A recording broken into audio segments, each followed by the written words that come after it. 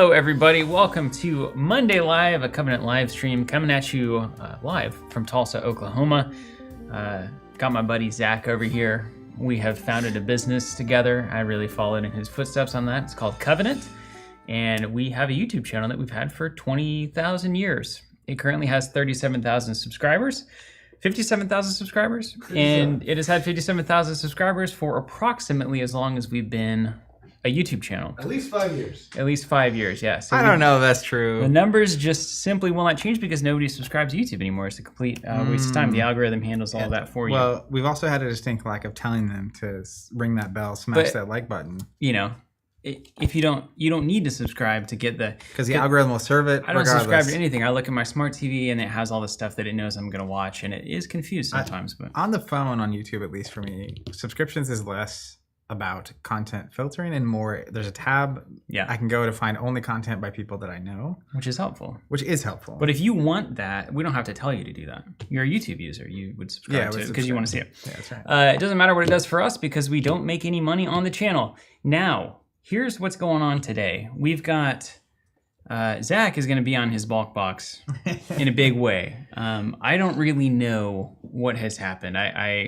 There's a certain fire to it. There's that, can you believe, I got to talk about this on stream on Monday. I said, I don't know. I don't know. I guess I'll find out on Monday, but apparently there's an allocation issue. And of course, it's one of our favorite hot topics for the show. So we're going to, of course, talk about it.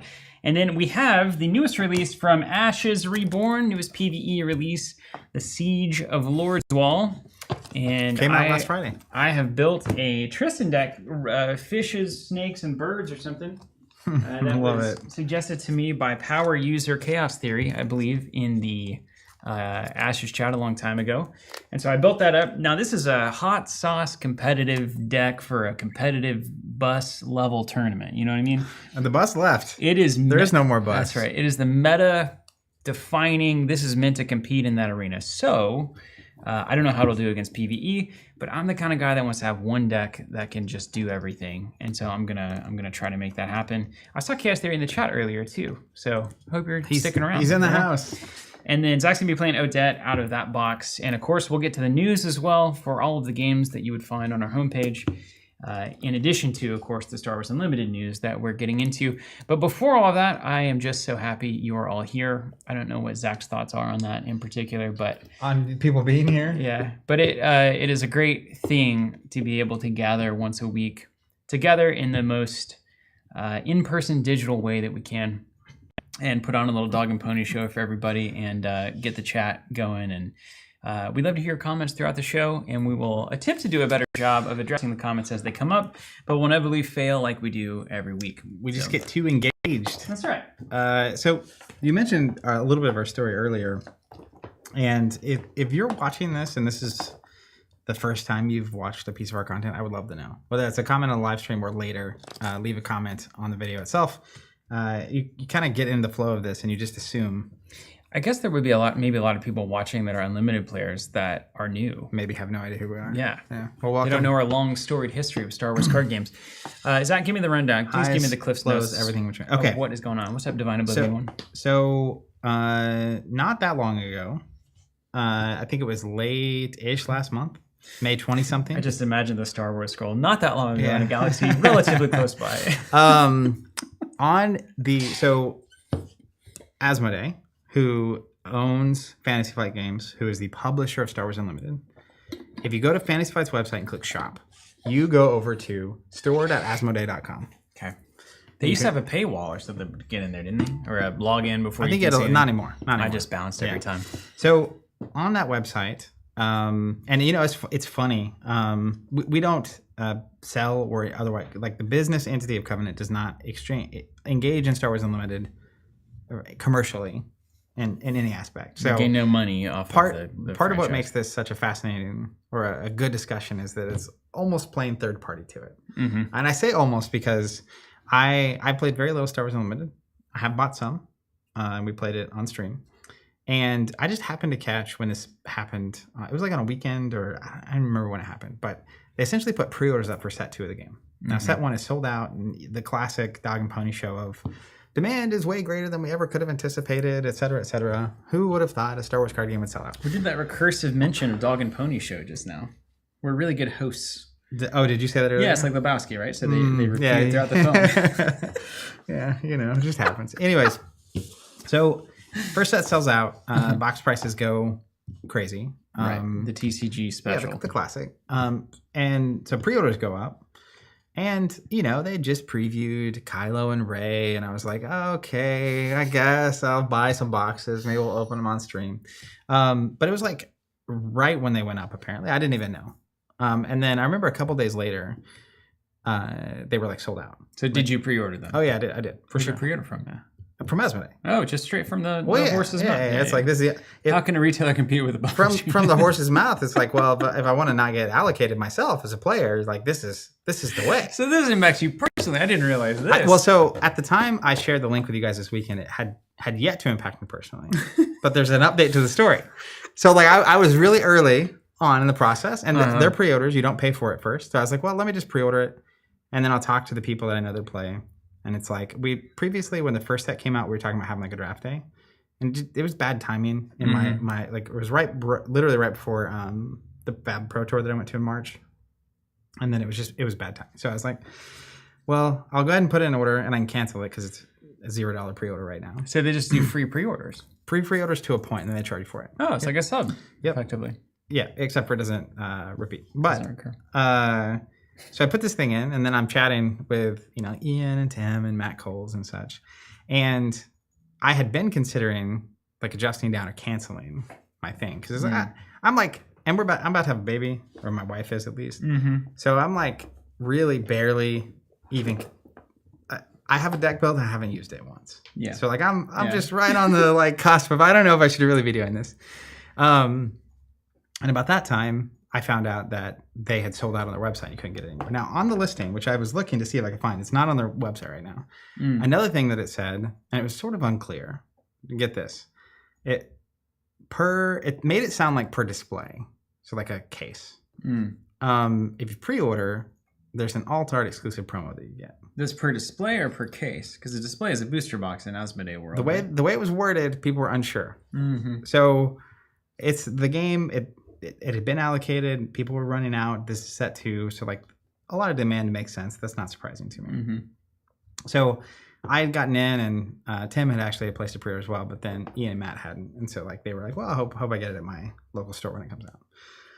So then over the weekend, I stumbled into a Reddit thread, which was titled, Asmodee just canceled my pre-order. Great.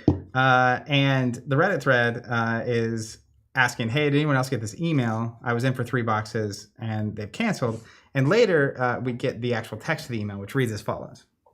Okay, hold on. Can you read it towards the mic? Yes. Yeah, we can get the. We know you love your Apple products, so get them on there. All right. It says, hello, thank you for pre-ordering on the Asmodee web store. We regret to inform you that due to high demand and unforeseen circumstances, we do not have enough stock to fill your pre-order for Star Wars Unlimited Shadow of the Galaxy booster display. This item will be removed from your order. Any additional items you may have ordered will ship as normal. We apologize for the inconvenience. If you have any questions or concerns, please reply to this email. Oof. I imagine there were a few questions or concerns in reply to those emails. So, to just be completely transparent and candid, seeing this, and then you see there's hundreds of comments and other people are saying, yeah, I got canceled, all the way down the list.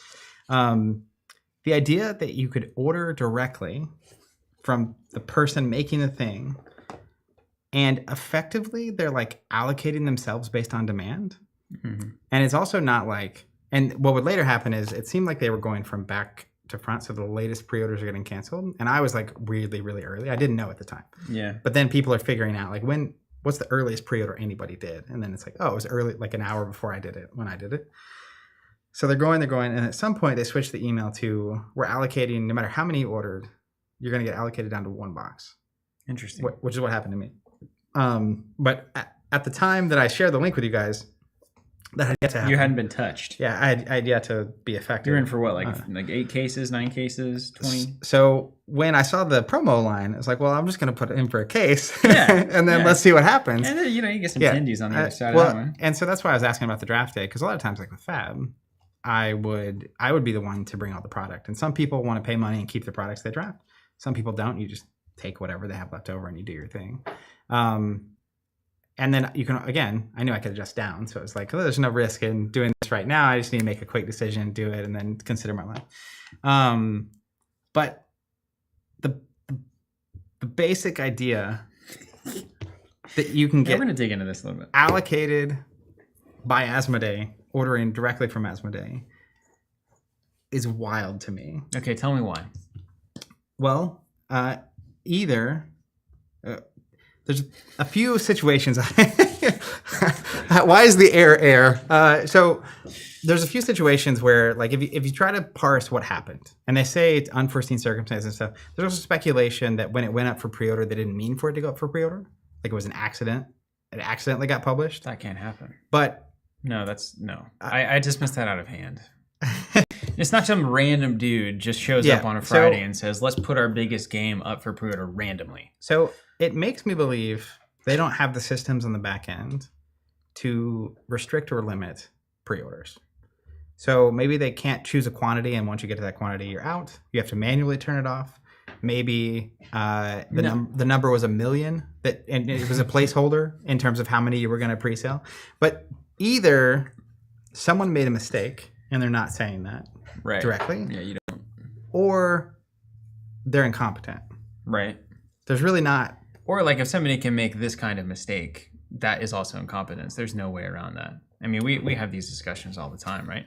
Like I mean, is there not like 3 people that has to get through before you're literally like your millions of dollars game goes live on your own website? Yeah. Do you really think they don't have inventory tracking? They have to. They have to have again, that. Like, so I could get that at $5 in 5 minutes over there on Shopify or anything else. I had this conversation recently with my wife because I have this natural tendency when someone does something, my instinct is, what are all the possible logical reasons this could happen? Yeah, I'm with you on that. And that's a good habit. She reads that a lot of times as like I'm defending the person. Mm-hmm. Like, I totally understand this. Someone in my family said this thing, and I think it was pointed at me. And it's like, okay, hold on a second. Mm-hmm. Like, maybe it was. It's not about the truth in that moment. But also, it's like, what other reasons are possible that they would have said this thing? Mm-hmm. And it's like, and usually, in my brain at least, I go to most ridiculous first. Mm-hmm. So then she's like, I can't believe you're choosing this ridiculous reason over like acknowledging. Now, I've learned. Oh, man. It's like, classic. Step 1 is I Validate. understand why they said that and why that hurt. Like, and why that was a problem for you, or why you're frustrated by that. Let's sit with that for a minute before we get to the reasons and don't say you understand. You don't understand. I can't imagine how you're feeling right now. Thank you. There we go. That's a good mirror. Then mirror it back. So you're saying that because this was said to you, now you feel this way. Yes, that's right. Okay. Yeah. Yes, Thank you for sharing. These guys have wives. Yeah. Oh, you want some long-term relationships in the house? That's right.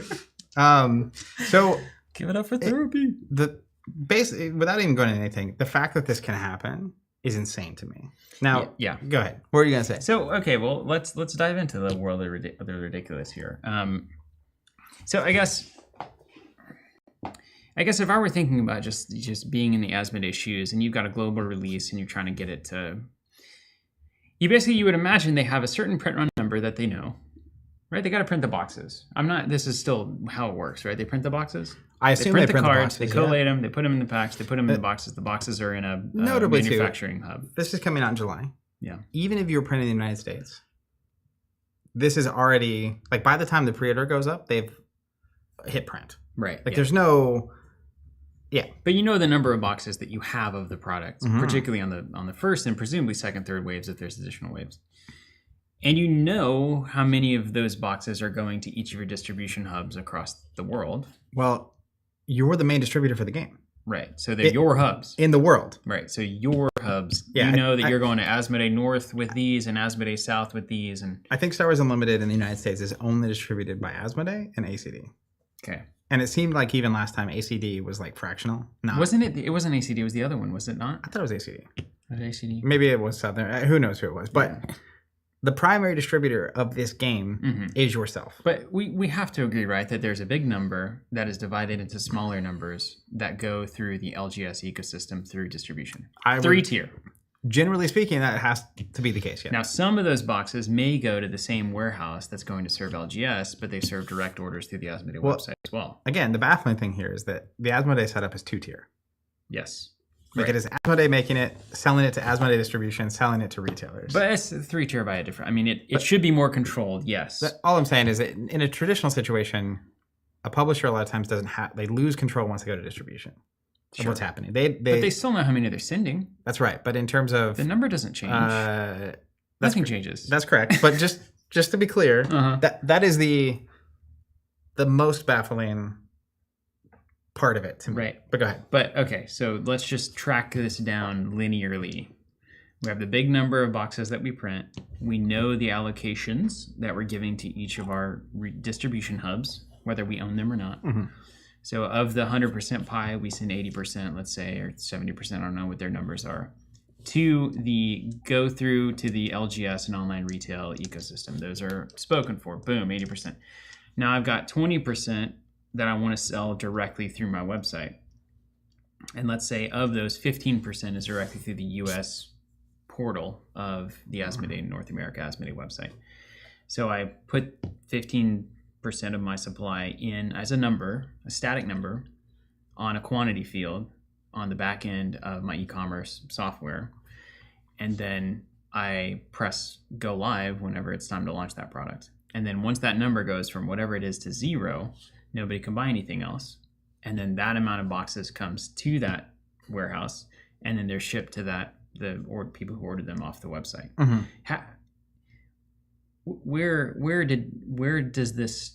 Why are we allocating? Is that what you're asking? That's what's so bewildering about it. So how did they do it otherwise? So I guess that's if a mistake was made. Have they allocated retail at all?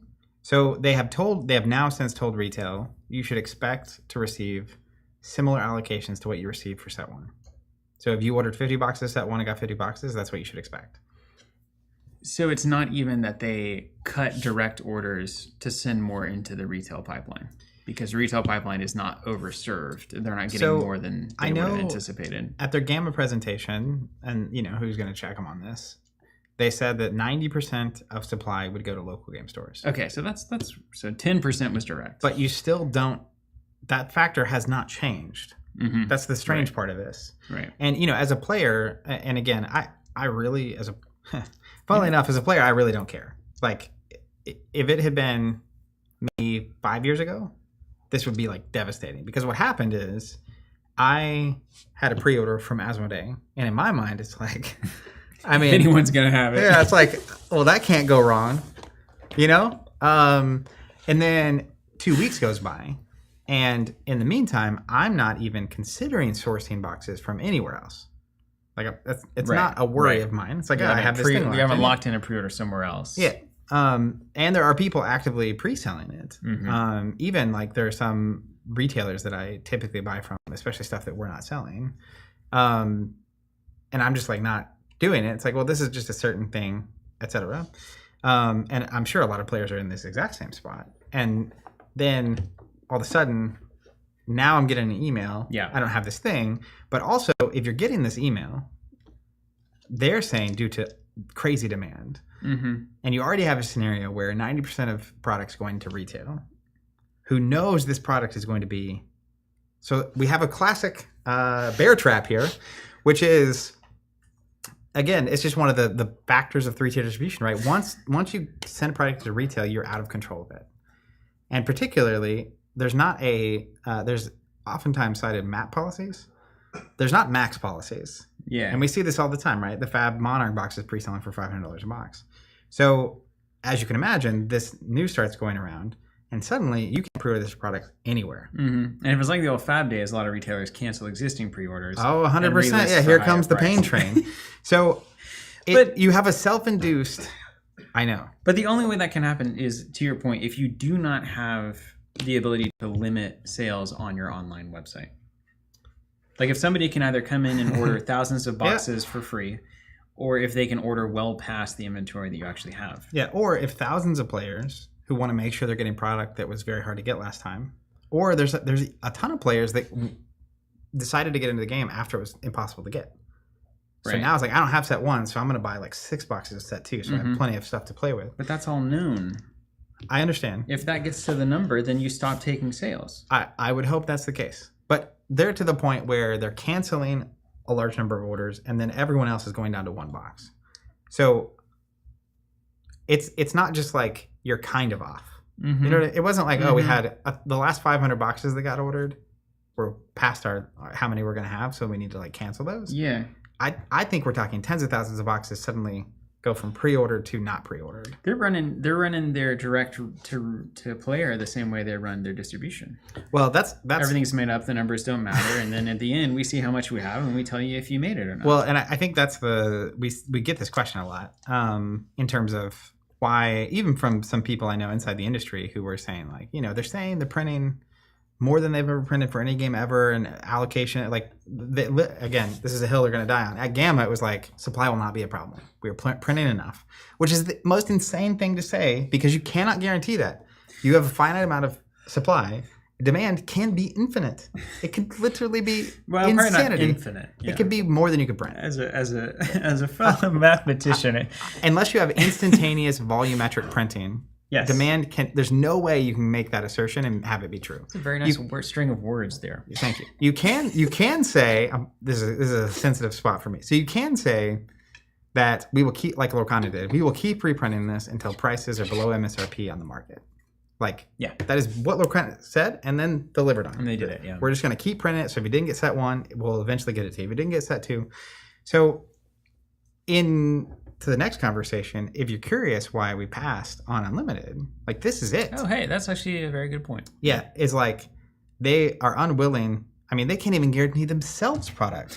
Like, can you imagine? Like, it is so on the money in terms of, like, I mean, thank goodness. Right now we have Ashes and not Ashes. I saw the Ashes box. We have Arkham Horror and Marvel Champions subscriptions. And those are long-running, older games with very stable demand and supply and stuff. And so, like, knock on wood, not expecting any problems. But, like, it's this exact scenario. Like, if right now we had a bunch of subscribers who had signed up, I would be terrified. Yeah, it would be awful. It would just be... But so wait a minute, though. Like, I'm still kind of stuck. I need a reason. Okay? It's like whenever Shannon watches the crime shows.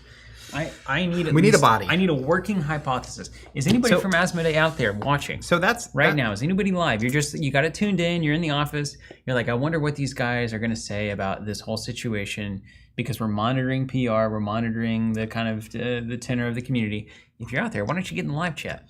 Give us a little. Give us a little info. That is the thing to me. Is okay. Let's say there's a good reason. Then the failure to me is communication, because. Especially Asmodee with a Star Wars card game after Destiny.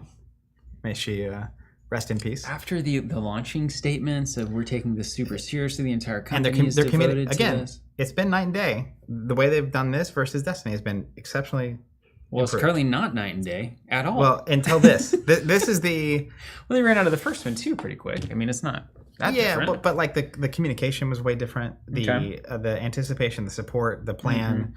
Like, even with set 1, it's like we ran out faster. That's amazing. We're going to reprint. Yeah. Like a week later, not like with Destiny, it was like 2 months later, et cetera. So there are a lot of improvements, but again, it's just bewildering that this can happen. And who knows? Maybe there is a good reason. I just can't. I can't even think of one. Can we at least consider what a good reason would look like? All weekend. I don't know the answer. And someone said earlier, I think it was Van, saying that, like, well, they said allocation for set 2 is going to be similar to set 1, so your subscribers have been okay. I don't believe that. Like, local retailers, maybe. Maybe. We'll see. But we'll see. We'll see after the smoke clears. And it's also just a reality of, if this is a move that can happen somehow, and maybe, as an example, okay, let's get to the logical reasons. Perhaps they were told by the factory, we will have X amount of product here on time. And then factory's like, ooh, this boat got lost, or this fire happened. That'd be a great thing to say. Or It's an immediate solving this of the thing problem. happened, and we're not going to have as much. And so then they say, well, if we have to take it from anywhere, we'll take it from ourselves. Mm-hmm. We'll be the ones to feel the most pain here. We got to serve our retailers, and they're prioritizing retail. Great. That's a pretty good reason. That would be a compelling reason. However, if you're willing to reprint, the craziest thing to me is not allowing people the option, especially the ones you're just canceling. It's like, hey, things happened. Who knows how much you want to go into it. And we will be not shipping this order on release. We will eventually fulfill this order as part of a reprint. If you'd like to cancel, you can do that at any time. Mm-hmm. Like we did with the Deep Gate novella. And that kind of it's stuff, like, right? hey, we can't get it to you right now, but if you just want to stay in line. Because, again, I went 2 weeks not ordering it anywhere else. And then as soon as this came out, it's like they disappeared online. Oh, of course. And it's for lots of reasons, right? Right? Now you have thousands of people who need to order somewhere. You also have anyone paying attention saying, hey, wait a second, these boxes might be worth $300 or $400 a box instead of the $100 in pre-selling them for, et cetera. And so you just create a scenario, and then it's like, well, now what is my option? Mm-hmm. Mm-hmm. Yeah, your option is to not get it on set too. Yeah, and that's what's going to happen. This is the kind of thing that can definitely break a certain number of people. This is what we saw with Spirit of Rebellion with Star Wars Destiny, where it's like the time, but also like it was challenging to get in certain. Mm-hmm. Like, after set 1 and then set 2, it was like, okay, well, I can't get on the ground. And the ground floor is the most fun place to play a TCG. And I was like, all right, well, I'm out. Yeah. So that is it. That I think let's run with that. That's a good. I think let's bring some positivity into all of this. Maybe that is it. Maybe they just got less boxes from the printer because of either a missed estimate or a tragedy or something. Because you are very much at the mercy. Now, do they not own the printing stuff yet? $1 billion Magic operation? doesn't even own their own printer, or do they? I think they do now. Maybe it's Pokemon that still uses. Why would you not buy that operation? Why would you spend it all on Embracer, what have yous, and not just buy the freaking printer and cut your costs? Yeah, well, that's... And have reliability and have full control of supply chain. If they're not doing that, that's also nutty. But let's say they're not. The other part of that is Asmodee generally is not making a lot of TCGs. Yeah. They distribute, especially in Europe, like they're a big Pokemon distributor, but Unlimited is their first big TCG in a while that they're making. So maybe they don't want to go all in on the printing. Yeah, they're mostly board games, which is a totally different factory. They feel pretty conservative to me too, ultimately. So let's just assume that is what happened. The factory didn't get the thing, and the supply was wrong. Why? We've batted this around the infield many times, but why is it that the corporate side of problems, why do they want to be so opaque about all that stuff? Why don't they just tell the truth? What is the real downside of that? Because it feels like it becomes the meta once you reach a certain size and a certain number of people between you and the actual problem.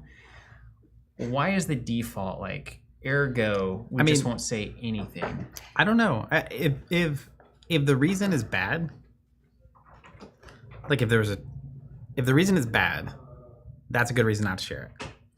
I guess, but like, is there? Tell me this in the live chat, y'all. Is there anybody, and give me an honest assessment of this, where if there was an Asmodee announcement that said, hey, we have made a big error in estimating the amount of supply that we were going to have, the number was off, and the demand has skyrocketed in addition to the number of boxes that we would have being off. We built our launch plan around that number of boxes, and it's 20% less boxes. So it's going to create some turbulence on the Set 2 launch, and we're aware of that, and we know the history of FFG in particular, and the Star Wars card games, and all of this. So we recognize that there's a sensitivity here, and we call that out. We have made a mistake. We're going to double down on a reprint as soon as possible. We're going to overspend to make sure that that happens. We're going to honor any pre-orders we have in our store at that point, like you said, at that time. We're also going to honor anything that retail has bought that we have not given them, and we're going to give it to them for 10% less. Mm-hmm. Like anything like that. Like it doesn't even matter if you compensate. But just this idea that, hey, we see this. We know you all see it, because them not saying it does not change the reality of this. We are going to fill in the gaps with something. And we're going to fill it in with incompetence. We're going to fill it in with all the bad things they think that they're going to get if they tell the truth. Mm-hmm. So why not just say it? Why does everything get so bad when it gets so big and corporate? Why? Is it just checkoff structures? Well, is it just I've got to get it through 8 people, so it's not worth doing an announcement at all? Too much risk? What's the risk? I don't know. Saying the wrong thing? Like having the wrong reason? No reason has to be worse. It can't be, right? I feel like this is speaking of the recursive, the bear trap that these companies walk into is they stop when they're small.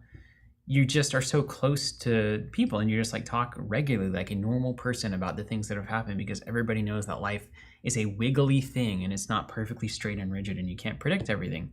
But then as you get bigger and bigger, it's just like we refuse to connect on any kind of a human level with the customers anymore. I think it's partially because as institutions get bigger, they get less human.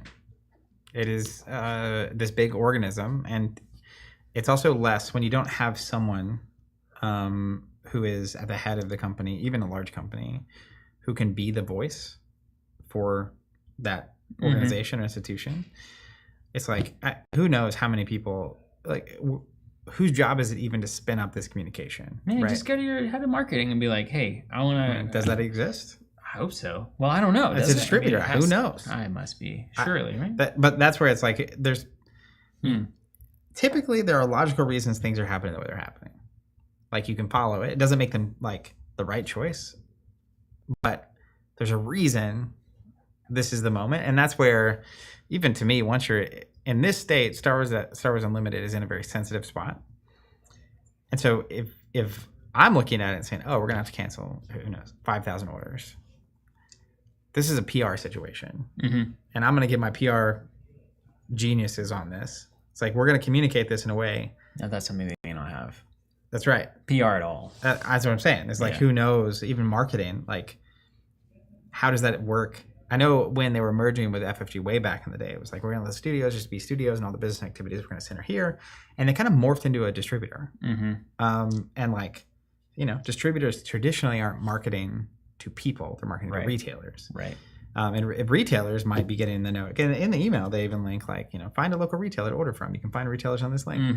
But the retailers aren't getting anything. So they're kind of spinning it as you can go to your local retailer to buy this. If you're a local retailer, you might be like, oh, great. They're canceling online orders they were selling directly. That would be awesome. They are not disappointed by that. Maybe that is what's happening. Maybe that's the idea. But the strange thing is, why were you taking pre-orders in the first place if that's the action you actually want people taking? Yeah. And then particularly once you got into this situation, and that's where it's like, was someone not paying attention? Did someone make a mistake? Was this the original plan, but then you changed your mind because you got a lot of complaints? And then even just how again, I'm really on the ground because if you're a player, having this exact thing happen to you is like very bad. It has real New Year's resolution energy. You know what I mean? Like, that's the unfortunate thing about the state of the game right now and the kind of all of the... New Year's resolution. Well, it's all the trepidation of FFG Asmodee, can it work? Will they do it? And, you know, a lot of the people that bought in, we're still the ones complaining. They're going to bungle it or whatever. Like, and you either have faith or you don't that there's a shift here. And they say, we're devoting all the resources of the studio to this, all that. And I feel so sorry for the FFG guys because I think they probably are absolutely crushing it. And it, again, fails at this level. It fails at the distribution level, not at the product level. You've created a game that the distributor said / person actually making it, we will print so much of this game, there's no way we'll run out. And yet you still ran out. Easily, yeah. In an environment where Star Wars is not peak. Like, never again, my friend. This is not, you know, people are even hesitant on Star Wars right now. Oh, yeah. And yet still, against all of that, you come out, swing for the fences, sold out. Everyone's loving the game, thriving community. And again, it has nothing to do with FFG. Yeah. Like, and that's what you said, communication up front. It's like, yeah, this is a different thing. This is feeling different. And then here we are. Yeah.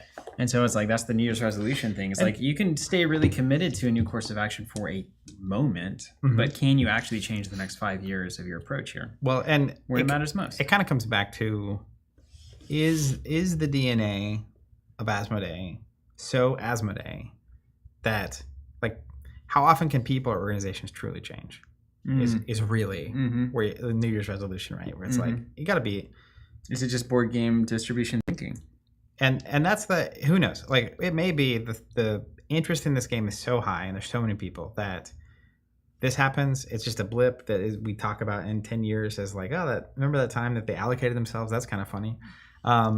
And the game comes out anyway, it sells out, and the game goes on. And this is not, to me, like they're going to fail or Asmodee is going to disappear, but it is a just marker of this is exactly what I'm talking about and nervous about when we were first talking and considering whether or not to even offer this thing.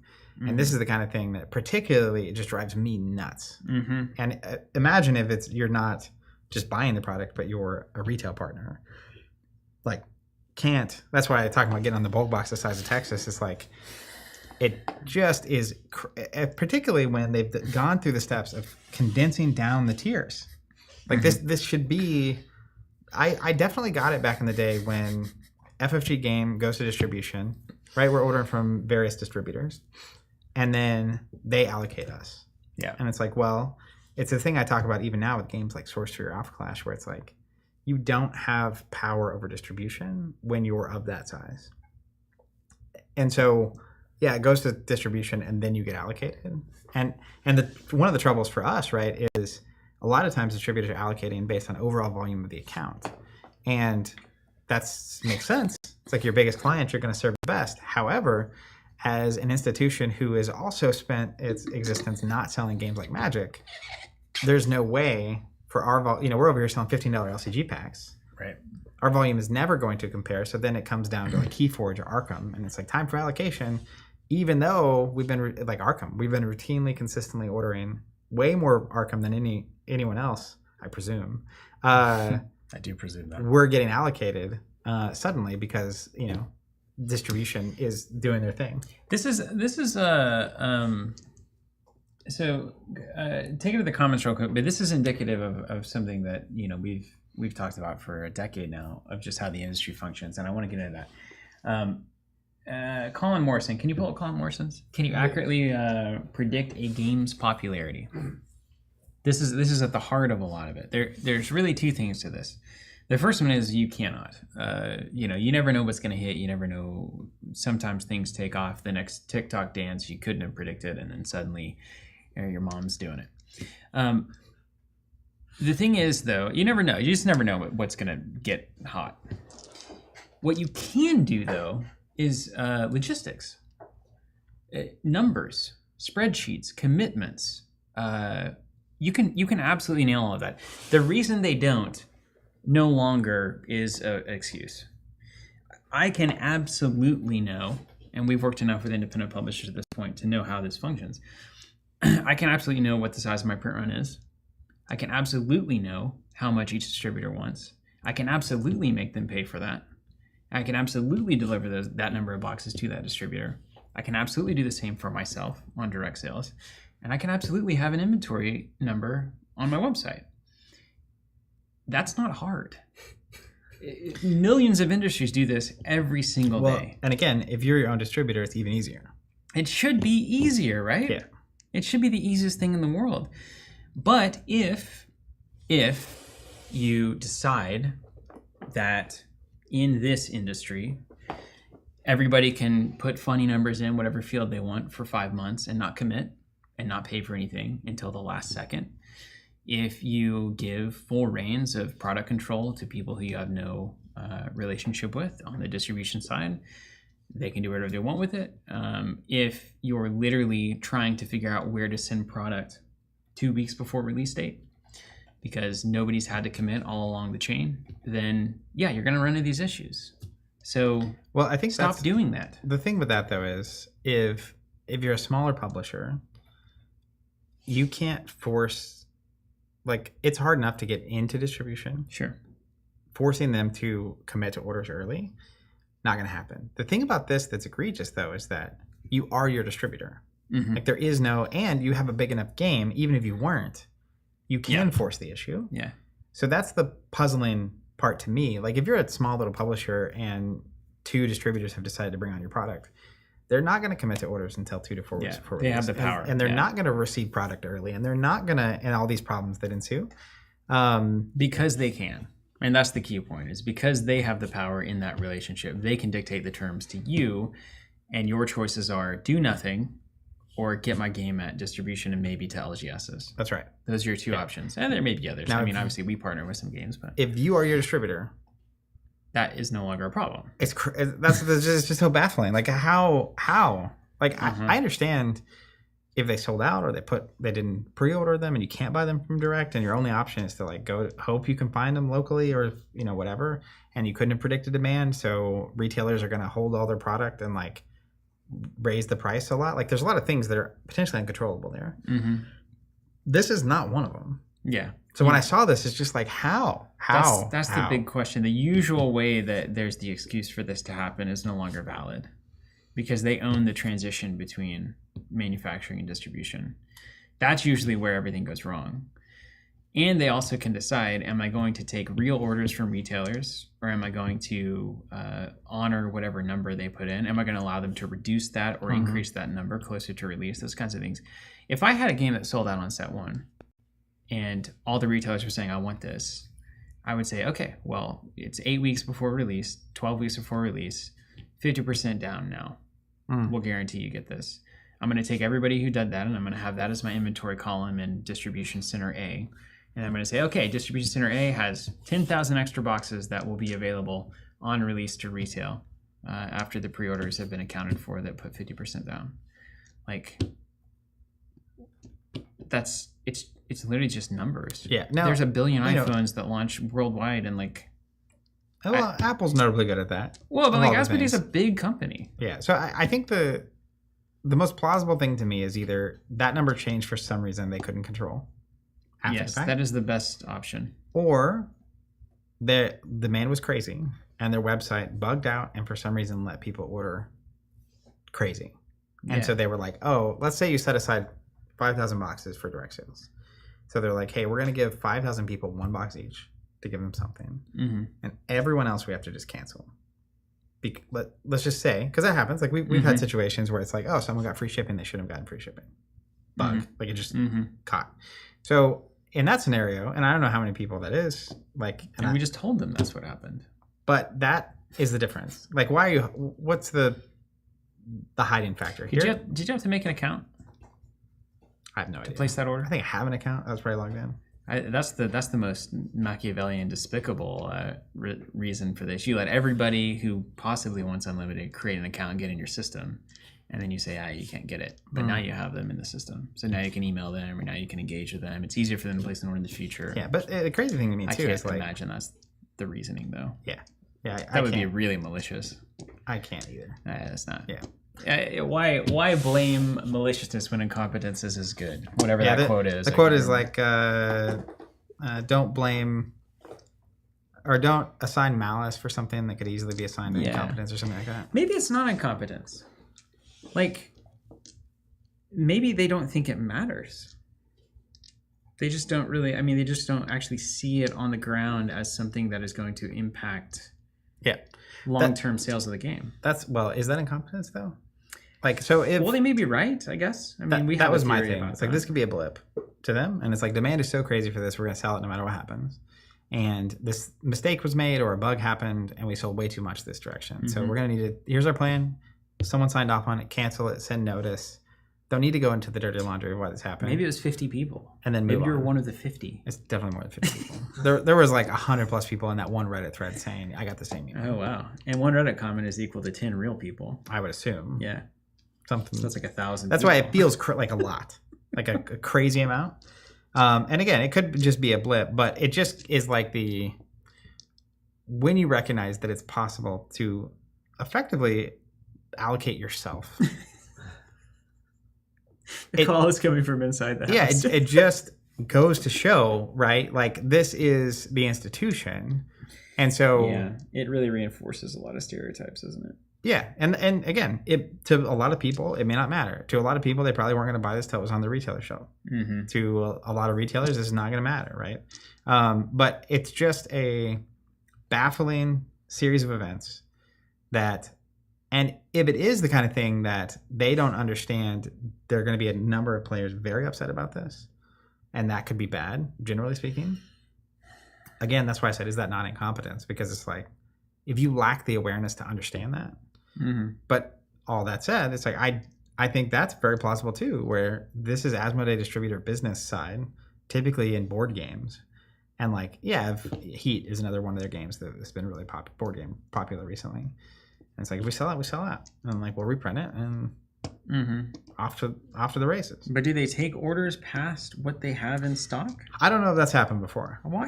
That's again. How does any system function like that? If I were designing the world of how this should ever go in any game ever, this is, if you had the board of here's what we want, and then over here was what can't happen. It's on that list, and so allocating myself. It's so can't happen that like it's hard to even draw up a scenario on the board where it would happen. But you would also invest money into making it not happen, and maybe that money is ultimately wasted. Like maybe it doesn't matter that much that it does happen. Well, and you know, does it matter, y'all? Yeah, does it matter? I want to get some comments. Yeah. It reminds me a bit of, I remember when with Fab, leading into Monarch, we were sold out of subscriptions. And then after Monarch, we introduced a limit per subscriber. And so that opened up space that we could let more people have subscriptions. And so we had this many more subscriptions that we could offer. However, our wait list was like this big for people that really wanted to get the subscription. So at some point we put these in stock, and all these people got an email saying, hey, this is back in stock, because we had a wait list back then. And so many people hit our website trying to sign up at the same time. Our website shut down. And it kept sending emails. It was out of control. Yeah, and then we sold out like instantly. But then people were really frustrated and were suggesting, it's like, hey, you should have built a system that would basically go in order and queue people up and give them a certain amount of time to go sign up. That way it was fair who got the spots. And at the time, it's like, from our perspective, you know, just to give some lens to what Asmodee am thinking, is, well, we're going to spend tens of thousands of dollars developing a tech system to sell this many boxes that no matter what we do, we're going to sell, that we're also not willing to sell at more than MSRP.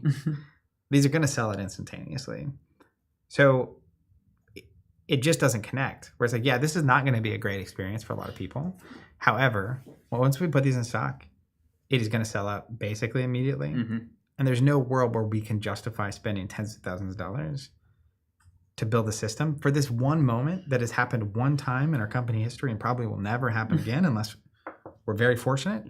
And so, like, that doesn't make any sense. It doesn't. Unless, I mean, depending on how you, and this is a difference in corporate DNA and stuff, depends on how much you factor frustration of the customer base. Now, we also, I think we could have done some things better. We could have emailed that entire list and said, it's going to be a madhouse. This is going to be insane. It's just going to be awful. Here's our reasons. You won't get them. Yeah, but like we didn't. But after the fact, we talked about what happened and why. And I think that is a big difference here, which is not even recognizing that it is a problem. Seemingly. I don't know. It's just so unsaid, right? They could be having a meeting right now going like, how can we make sure this never happens again? Yeah. Yeah, maybe they don't want to say anything until they have an answer to how this can never happen again. But or maybe they don't care. Again, I just saw it, and it really has very little impact on me as a human, but it was effectively triggering because of all of the times that we've been told one thing and then that doesn't happen and this other thing happens. And to have something, it's not even pointed at us now. It's like, this is just self-inflicted, which is even more baffling. So. Yeah. Well, thanks for bringing it up. I want to see what do the folks have to say. Oh, we got a lot. All right, bring them up one at a time for dissection. What do you guys think? How does it look? How does the shot look? Let's get some real-time feedback. Also, have you smashed that like button yet? D-House. Now, that's a name I have seen many, many times in my life. D-House floating around those TCG circles, right? Especially the Star Wars circles. What was D-House, a Fruit Looper? Who was D-House? Hyperlooper? No, yeah. it's not No, not a Hyperlooper. No. I really thought they were called the Fruit Loops. That's funny. The Hyperloops, because of that makes a lot more hyperspace sense. And looping the Falcon hyperspace jump. Chewie. And saying, ugh, this conversation is so complex, I remain optimistic. Stores who bought in set 1 are getting 90% of their orders, so early adopters are being rewarded, and that's enough for me. I think that's smart. But 90% is still weird, right? Why did you sell 110% of your supply, or 100, whatever that? Yeah, I mean, they may be trying to serve stores that have been hosting events but didn't have large orders when they first started. Like, this is probably the minimum, depending on activity and stuff. I don't know. Russell House. Do you think that Asmodee wanted to direct sell without realizing it was at odds with FFG's plan of supporting brick and mortar? They've been doing this forever. I think we brought this up a long time ago. I think it's Asmodee's directive to support the local stores. Like, they're the distributor, and the stores are their clients. Mm-hmm. I would be surprised if that's just an FFG thing that Asmodee went along with. Oh, I see what you're saying. Yeah. To me, it would be more like everyone agreed this is what we should be doing and communicating. Yeah, I mean, Asmodee has to understand that. I mean, they know the numbers. They're going to get way more money from direct sales. So they've got to walk a thin line between, like, if we can sell more direct, that would be better for us. And we're ruled by, what are they ruled by, like XYZ Group at this point or something? Embracer Group, I think, is the name of the company. I thought Embracer went belly up, and they got sold to ABLK. I forget the name of the company. Value Generator. Yeah, I forget the name of the company at this point. Okay. Well, anyway, so they may be under pressure to sell more direct, but then maybe they backpedaled and said, well, it's going to make our retailers mad. I don't know. I mean, they're in a similar situation we talked about a long time ago with Wingspan, where it was like once it sold out and things went crazy, Jamie could have sold direct every copy after that point and made significantly more money. So like with this, it's a finer line here because it's not just a board game. It's an actual expandable game you want local events happening for. But if they sold half their supply directly and then sent the rest to retail, like, I think retailers are going to be relieved to get any. Yeah. And it's just free money, as it were. Who was that? They're saying Live Nation? I just thought that was... Zach and Solution Sybil have Live Nation buys me. Yeah, you know who else is doing this recently? The airlines. You know, you're always getting canceled on airlines now. What is that about? Oh, yeah. Why are they selling more tickets than seats? Is it because they know they always have like a 20% cancellation rate, so they oversell by 20%, but then if not enough people cancel, they... That's right. Yeah. I guess it's kind of a similar problem because you have retailers say, I want 2 cases, and then when it's time to lock in the numbers, they only actually wanted 1. And they probably know those percentages, and maybe they assumed the same percentage on all their board games and stuff would happen for this. I think that's where you get to a situation where you're like, hey, we're going to give you 90% of what you ordered the first time. It's like, I don't care. Because classic is the first set sells out, goes crazy, and then every retailer tells every distributor, I want 1 million. Mm-hmm. And then it's like, oh, it's time to allocate. You're only getting 20%. And they're like, sweet. Mm-hmm. I got my 20% of 1 million. Yeah, 200,000 copies. I bet you do it. Like, find a way, get the credit line spinning. Do they not have, though? Like, we put the max 24 on site, and that was not a difficult thing. So why don't they have a max 4 cases per retailer or 6 cases per retailer, whatever? Luke Jones saying, just as someone who has purchased from Asmodee for years, they recently in November 23 changed systems for non-retailer purchases. So they changed the system for direct orders, it looks like. The problem most likely was that they don't have a system on their new customer site that says how much X is left in stock like the old system. Well, let me tell you something. I've got a deal for you. You hire me for 2 days. Solve it. 2 days. I will get you an incredible sales portal that will have the newest technology in e-commerce, which is called supply and stock management. Some say, Zach, I know that this is unusual, but some say that is the most critical feature of any e-commerce store that you're online. Pretty relevant, yeah. You actually can sell the correct number of things in relation to the number that you have. This is the final Luke comment, but I think this is his opinion. I've never used it. Luke Jones's opinion, their tech is bad. If you know about the FFG Unlimited app retailers use, it's absolutely awful and should not have been launched. Okay, well, that's Luke's take. I didn't say it. I haven't used it. I haven't ordered anything. I haven't done anything. I just remember that one time, I forget what product it was. Was it a Champions pack or an Arkham pack? But we did a test where we ordered it direct from Asmodee, and we got it before they sent us our retail products. Not only did we get it before they got it like 2 weeks before release. We got it early, and we were allocated on that product. It's so good, Zach. So we were able to... After the allocation, we ordered it? Yes. So we got an email saying we'd be allocated. We ordered copies on the website. We got them from the website beforehand. So that was painful in another kind of way because it was like you're allocating us and choosing to sell directly still. And breaking your own release date. Yeah. There's a long history there. Yeah. Not keen on that relationship, ultimately. Chris Ainsworth saying, I'm glad LGS orders seem to be mostly intact. That does seem to be the case. Of course, direct orders were intact a week ago. That's right. So yeah, until that bird's in hand, it is worth nothing. That's right. Until those boxes, you're hugging those boxes. And again, you don't know how retail is going to react. They could hoard product and sell it for a lot online, right? If you start sniffing that there's not enough supply out there, and we could also get to a month from now, and there's so much product because every retailer's over ordering, everyone's going crazy, and they printed a lot of extra, and then all of a sudden it's like half of MSRP. Yeah, we'll see. Yeah. Our good friend Springermon. Brandon Springer. Good to see you, Brandon, man.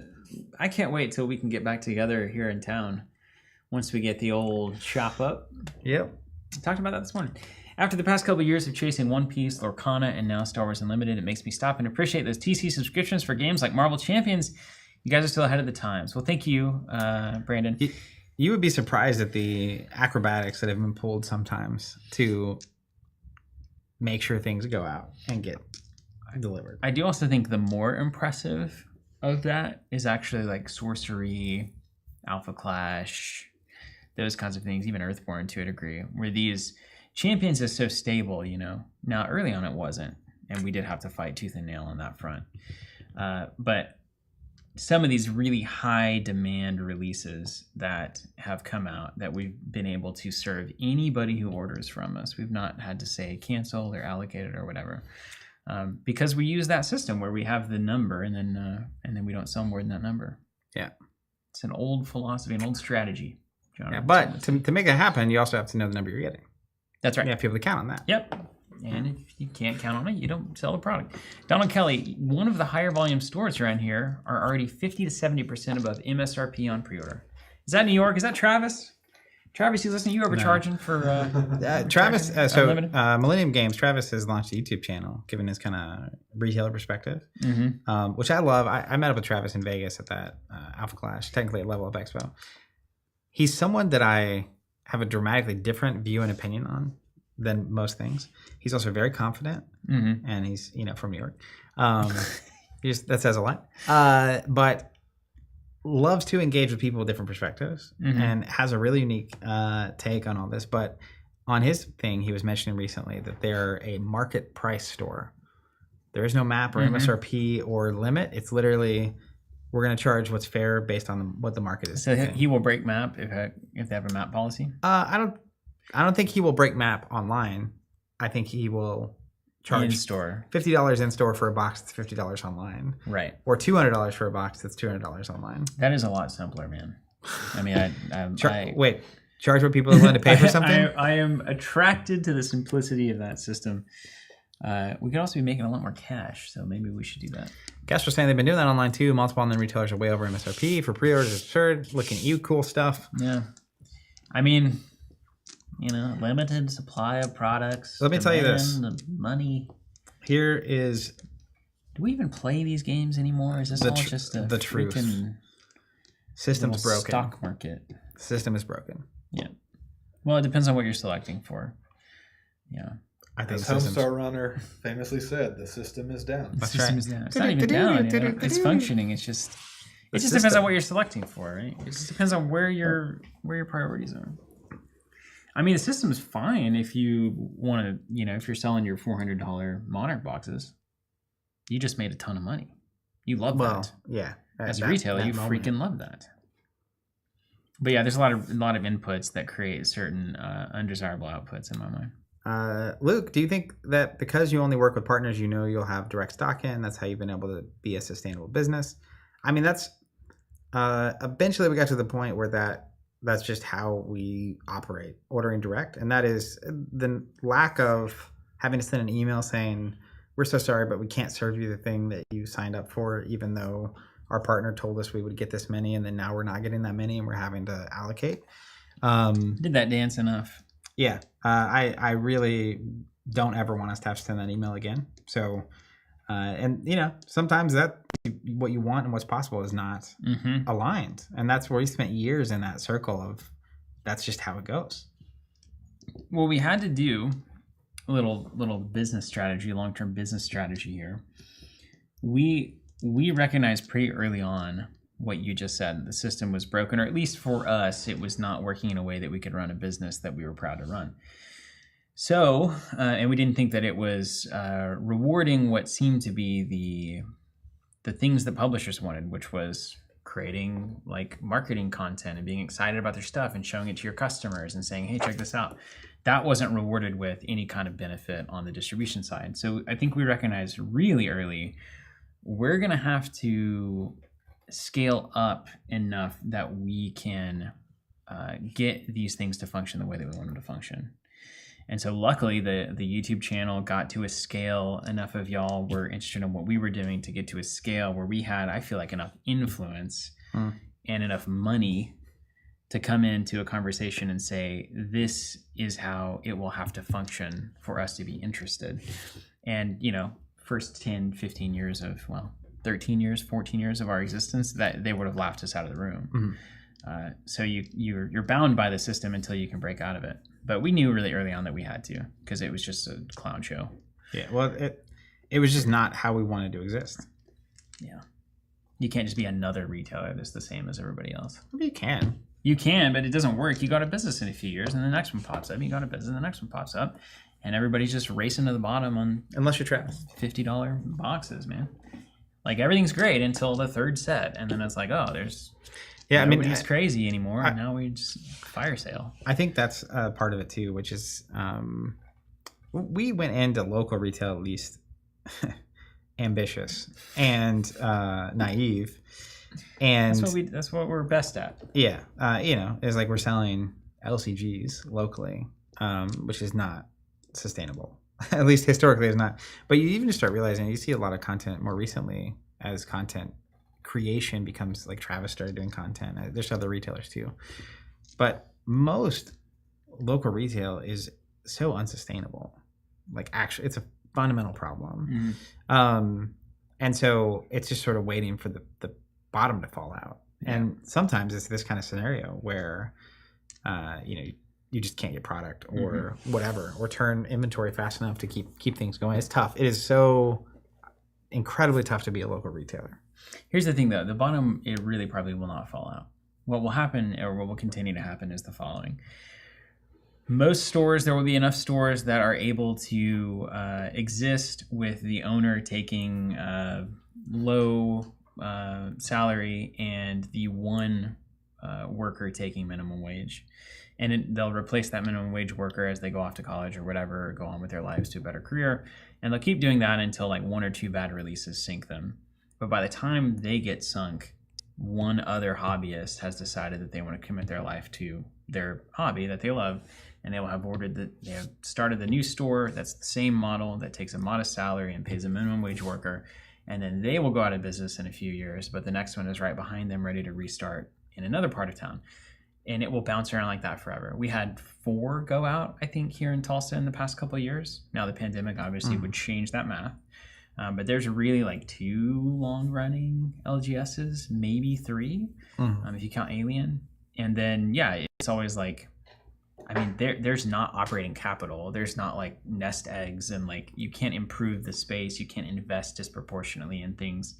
Sometimes you have really good releases, and most of the time you're just like on the edge of your seat. And so it'll keep doing that until the landscape absolutely changes. But like we talk about unsustainable. Unsustainable doesn't mean that it's not going to be around. It's that working there doesn't give you a living wage, or you don't have the ability to take care of your family, or there's no health care. These kinds of things.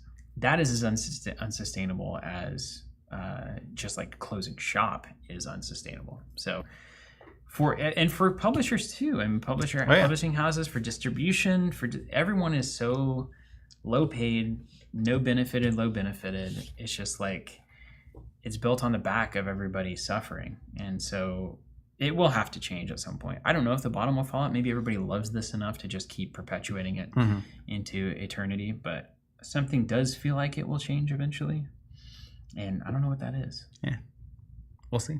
I guess we'll see. Who else has got one? Jet Force Gym, it's not surprising the big three maintain their dominance because new games constantly keep having this problem and players supposed to go back to what they can get and play. Yeah, they just have so much momentum. And the whole system is built around them. They built the system, yeah. Yeah.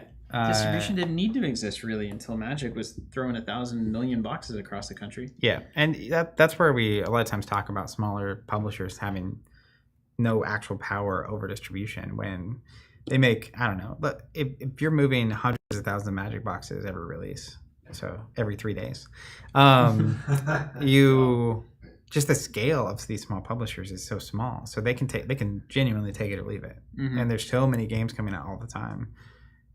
Take it or leave it. And so you just end up in this scenario where it's the same in all, like if you look at really mature industries, it happens every time. Like try becoming an automobile maker. Like that's an extreme, or try to get into, mobile phones. Like you don't see a lot of that happening. Yeah. And tabletop games is still very small. And that's the thing is like, it's a very small industry, and you have a handful of games that are very so even local stores that do well, like Millennium Games, like that is a big advantage if you're trying to open a store in upstate New York, like to compete against that because there's just so much momentum that's going there. They've got like 30,000 square feet or something. And Travis really is kind of Vegas incarnate. He comes out of that kind of hustler kind of like energy that he's really interested in like finding the games, buying them low, selling them to his customers, and like he's a true retailer. He's 100%. He's like retailer. A thoroughbred retailer. Yeah, It's like I'm gonna buy stuff and I'm gonna sell it for more money. Yeah, like he was going through the other day. One of his videos was like all the things he sells that aren't games, and talking about their importance. And it was everything from like disc golf to like plushies at the counter. They love the disc golf. It's like parent comes in looking for board games and their kid's there, and it's like, oh, you have these things that I'm interested in as well, right at the counter. And it's like, anyways, it's just hearing his, like I said, it's a very different perspective because I feel like, I don't have the right word for what we are even locally, but it's not a retailer. Like it's always been, I remember when we first had 1.0, it's basically just a play space. And then all our inventory's in the back. It's like, this is not retail. Actually, looking back, it's like we're not truly a retailer. We're doing the retail as almost a support function of the thing we actually are doing, which is the play space. Well, everybody's doing that to some degree, right? We just weren't actually doing the front side of it, the retail sales. Well, it's like I think Travis is flipped. Like he's a retailer that offers play space to support the sales. Yeah. And he has a huge play space. And so that is, but the dangerous even square dance. footage wise, I think it's more committed to retail than it is play space. And it's a reality that like publishers are favoring retailers that are actually capable of hosting and supporting the play element of it. But it's this really, are they? I think so. You think publishers are? Yeah. I think like they'd be prioritizing Travis because he's moving X% products, like not because he's. It's both. Like Wizards Play Network. Yeah. Like a lot of your access is based on your organized play efforts and stuff. So I don't, for the bit, again, I think for everything it's not the big 3-ish and maybe 4 or 5-ish. It's like a totally different ball game. It's a different world. And it's on such a smaller scale. So realistically, if you're looking at retail and how they're behaving, you need to look at the big 3, which is also another world that we're not familiar with. But the restrictions and stuff they have. I remember when we were trying to do Transformers from Wizards. Ugh. And they definitely had like this rigmarole you had to go through. And we were having a problem because we didn't have anything set up for WPN. And they're like, every retailer has WPN. Like, are you a real retailer? Like, what is going on here? So, but that's just an advantage they have as Wizards. You remember we were trying to do a subscription for those alt cover D&D books? I do. It literally shut down the system. They couldn't understand what our needs were. Yeah, it's like, all right, listen, I want to tell you how many I want way in advance. I just want you to be able to tell me how many I'm going to get in advance. And they're like, nope. It's not how that works. Yeah, which makes sense. I think they were trying to incentivize going to the local shop for D&D, which is good. Yeah, then incentivize it. Don't give them to us to sell online. Zamet. Also, Zach, I got one question for you before we go. A lot of folks in the live chat today. 250, 264 was the last I read. 270 over here. We just got to put Star Wars in the title of every stream. Well, we're becoming the weekly Star Wars Unlimited stream. We're glad y'all are here. If you have any questions, give us a shout. We're about to dive into the news for the other games. But real briefly, to wrap it all up, I'll take what I learned from the conversation that you had with me today. I'm going to mirror here. I'm going to reflect back. Let's see if you heard me. So you were actually impacted by this unknowingly for a time. But the Asmodee took direct orders for Star Wars Unlimited through their website. They have written a number of people, we don't know how many, on the people who have placed orders on the Asmodee website for Star Wars Unlimited, the second set, and said that you are receiving none of the second set. Sorry. They have also written the rest, presumably, of the people who have ordered on their website and said you are going from X number that you ordered to 1. That is the max that anybody's getting is 1. We don't know why that's happening. We don't know if it will affect local retail. There's been no communication about why they would take orders well in excess of what they obviously have available to sell. They control all of the pipeline and supply from manufacturing all the way down to distribution. So there's not even really a miscommunication that can happen there. They should have shared numbers across every different distribution hub about the number available and who gets what and how many you can sell to. So it's all very confusing, and it has unfortunately echoes of all of the trepidation that many players had coming into, am I going to get into Star Wars Unlimited or not, after having experienced Star Wars Destiny and similar games during the FFG days, whenever it was kind of all wrapped up in this kind of era of miscommunication and delays and nothing was quite working. And can they do it? Are they going to pull this off? And the sad thing is seemingly FFG's part of this equation has been a stellar job. Shout to Zoran and the boys. But the distribution side, yet again, even though it is vertically integrated, has seemingly dropped the ball. So take care, Chris. Good to see you. Yep, yeah, you got that right. So anyway, take care, Chris. Good to see you. Conclusion. Do you think TCGs are gambling? I'm just kidding. Let's run the news. It's like a little Monty Python. Let's get like you cut. It's like just a joke and then end that sequence. All right, so run through the news. First up, Arkham Horror LCG. Pop it. Another Asmodee owned FFG classic. Hold on, there's some Crimson. Too bad my LGS changes their price to market price only if it's above MSRP, not below. Ooh, sick burn. What's up, Craig DeFelice? Hey, good to see you, Craig. I haven't seen your name in a while. Wait, did we pop the Arkham logo? Yeah, we did. All right, we're good. I'm in. Yeah. So they announced this. This actually surprising to me. It's called the Midwinter Gala Scenario Pack. This is a product form I thought was gone. They shifted the big boxes for Arkham. We haven't seen a scenario pack in a while. In fact, let me just pull up our handy dandy. If you can follow along at home, go to teamcovenant.com, click on the Arkham icon, and if we scroll down, I'm gonna find the scenario pack. This is a supplement subscription. So the last scenario pack was April 14th, 2023, which is Fortune and Folly. So it's like over a year ago. A little surprised that they're doing this, but they've announced the Midwinter Gala scenario pack. First one in a while. Tell me more. This is the interesting thing galas. about it. You can play it as a standalone mission. You're going to play it as a side mission. But wait, there's more. You can also play it, in their words from their article, semi-competitively.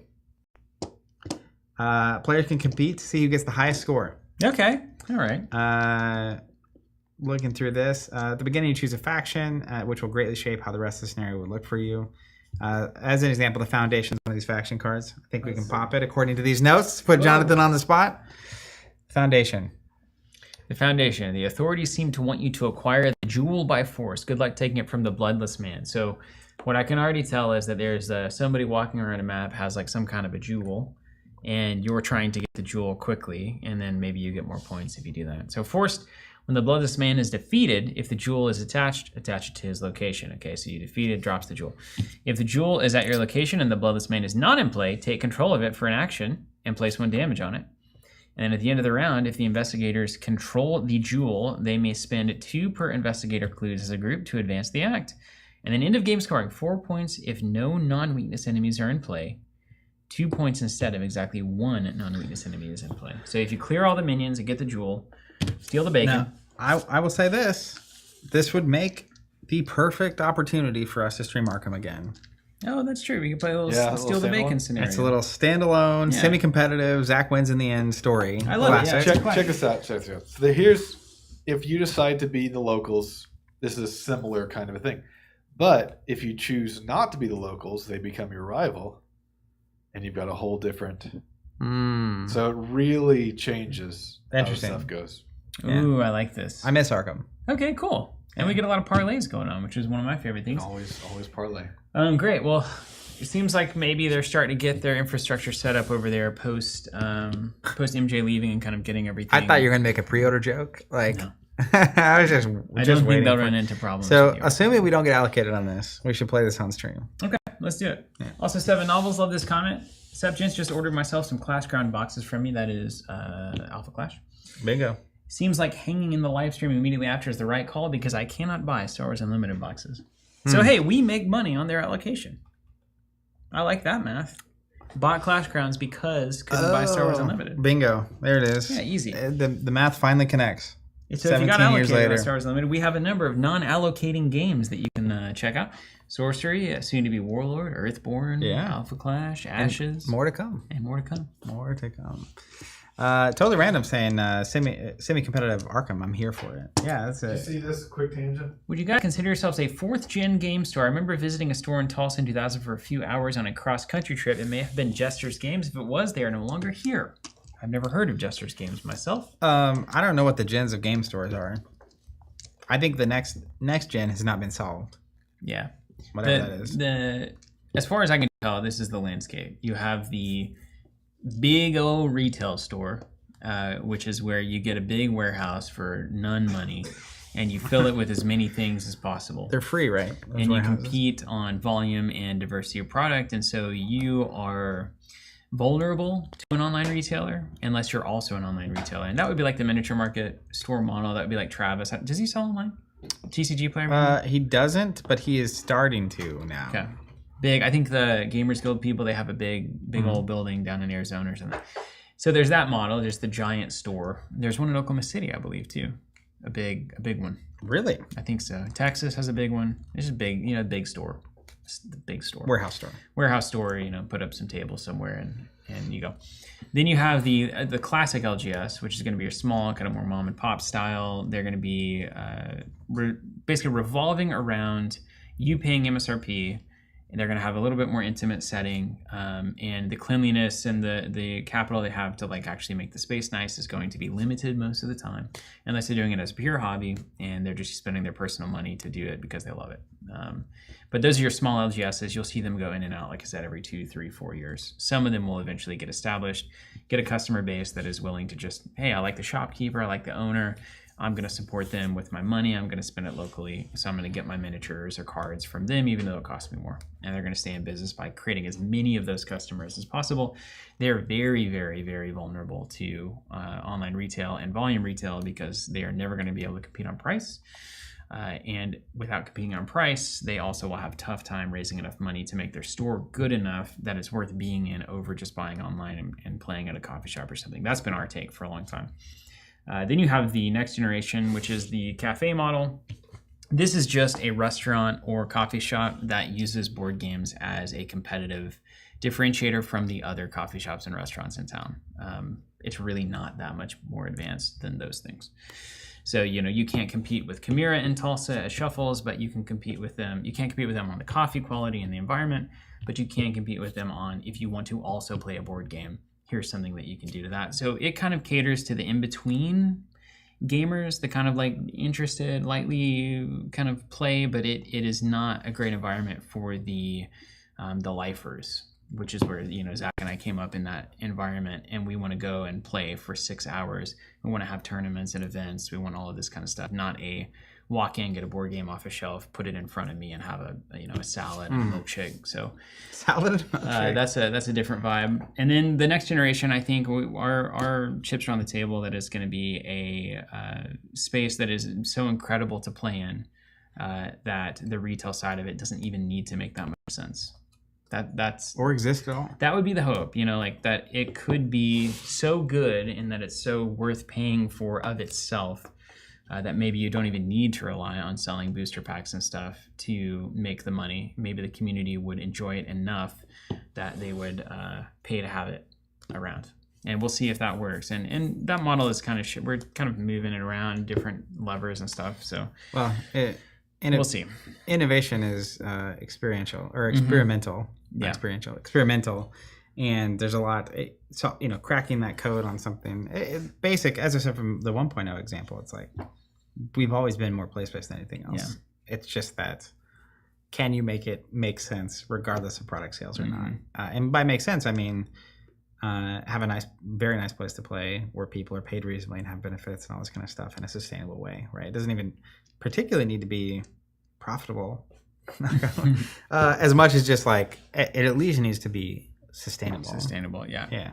And that's the grand question is if what people, all of you out there, are valuing out of your local store is 99% of the time you hear it's where I play, it's where the tournaments are hosted, it's how I found the people to play with, it's my community center, then that's the value, and that's what we need to connect the model to in terms of revenue profit, rather than trying to get it through these tertiary means that are ultimately supporting a value that you're not actually paying for. And one of the misalignments there is that both players and publishers, the value that they really have with local retail at this point is heavily slanted towards play space and not as much discovery and marketability anymore. Like there's other methods for that. Yeah. And that is one of the key gaps right now, I think, in the entire space. Yeah, so we'll see. Next up, we have Ashes, little mini podcast there in between these two games. Siege of Lordswall has been shipped, and I saw tons of reports coming on Discord of people getting it. Always exciting. Did you know USPS delivers on Sundays in some places? Nope. I didn't. People were like, it's coming today. Wow. Yeah, that's either good or... I don't know. And I will give a shout out real quick to Andrew Cartwright in the Discord channel, drumming up interest in an Ashes League in our Discord channel. That's right. Bottoms up OP approach. Am I right? I really like the way that he's doing that too. As far as I can tell, it is if you're here, like a Thursday at 7, you'll get paired, and that's kind of there's no commitment past that. Yeah. Show up, be here at this time, and you're guaranteed to get paired, or you're the buy, or Andrew would probably be the buy. I guess simple as that. Yep. Yeah. Because the organizers are always the sacrificers. That's it. He does all this time. Correct. Well, Tulsa's a great place to live. Saying this makes me want to move to Tulsa. Well, it's all theoretical right now. Yeah. We own the land. We have plans in development. Hey, I'll tell you this. We had two sets of plans finished before we bailed during COVID. Yeah. When that thing actually breaks ground, you will hear about it nonstop. You probably hear trumpets from the top of the ceiling. Angels will get their wings. It'll be wild. It'll be nuts. Yeah. All right, next up we have Flesh and Blood. I'm waiting for the logo. I'm waiting. Did you skip Earthborne? He's before us. Not on your list. Oh. Too late. Fab's on the screen. We're doing it. Ray Adams posted an article about picking a hero as a pro player. Who's Ray Adams? Rhea Adams. Oh, Rhea Adams. No, I played against her at Pro Tour. It was either the Pro Tour or the Calling in March on Prism 2. And fortunately, I had lead the charge of my day because I was playing a deck that was a year old. And that worked out. But great player and a good article as well. They keep posting a ton of content stuff. Nationals is kicking off soon. I know a lot of my former teammates in the Wolfpack are knee deep, ready for this coming weekend. Are you sad you're not with them? Or are you like, thank goodness I don't have to go through all that again? So I'm kind of bummed because Nationals this week is in Minneapolis. And for about you could go to Surly. For about 2.5 years, I told a lot of people that I'm friends with in Minneapolis. It's like I'm just waiting for there to be a big fab event in Minneapolis, and even if it battle hardened, it's like what friends do you have left in Minneapolis? Well, like half the Wolfpack is from Minneapolis. First of all, would you see the Zwerninator? I would definitely see Zwern. Yeah. I'd love to have a beer with Zwern after all this. Zwern, Evan, Horvath. I mean, it's like you go down the list, Christian, etc. There's a ton of people I would catch up. Christian's still in Minneapolis, isn't he? Yeah. There's so many people in Minneapolis. Even Steve Kimball's another one that I would see. Mm-hmm. Anyways, you'd be busy. You don't have time for Fab. Yeah. So I am. We should go to Minneapolis. It's almost like there was this thing that I was very involved in, and it is sad not to be a part of it anymore. But also, after taking like an extensive break from that being that level of Fab, you don't realize the mental and psychological weight of something in your life until it's gone.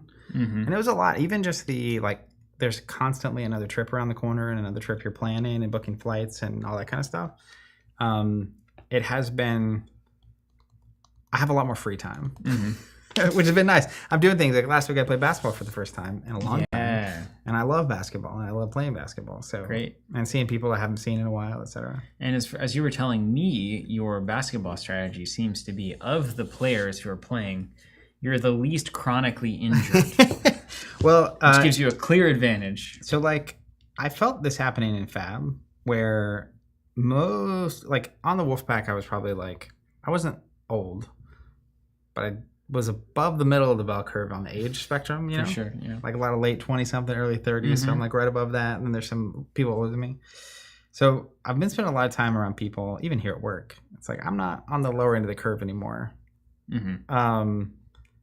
But playing basketball, I was outside of my niece who was there. I was the youngest person there. It's like, I'm the young guy again. So you're this fast. Is what this. I don't know about fast, but definitely not old or injured. Yeah, but had a lot of fun. So yeah, I do miss it, but it's been nice having a lot more of my free time back to catch up with other people and do other things. Day after, were you just laid up, or were you Week after? I mean, all weekend. I'm sore in places I didn't know you could be sore. And it's like, it's not like muscle soreness either, you know? It's like, I was going up the stairs this weekend, and it's like parts of my ankle. It feels like almost like the tendons are strained. So we'll see how long that lasts. Hopefully I don't walk up in crutches soon. Yeah, I was going to say, you're on your way to being the chronically injured. Yeah, well, yeah, live hard and play hard, right? As you've always said. As my tattoo says. I'm just kidding. All right, next up, Earthborne Rangers. Weekly Ranger Report. Oh, he's not ready. While I was typing goodbye. Quick See you, draw, Tony. McGraw. See you, Tony. I still think you should hang that hammock tighter. Drives me crazy every time I see that. Well, it's just You one know, picture. he's doing this. You know, you see the people do this hammock? You gotta get that thing tighter, you know? I assume you're right. Nobody sleeps in a bed like this.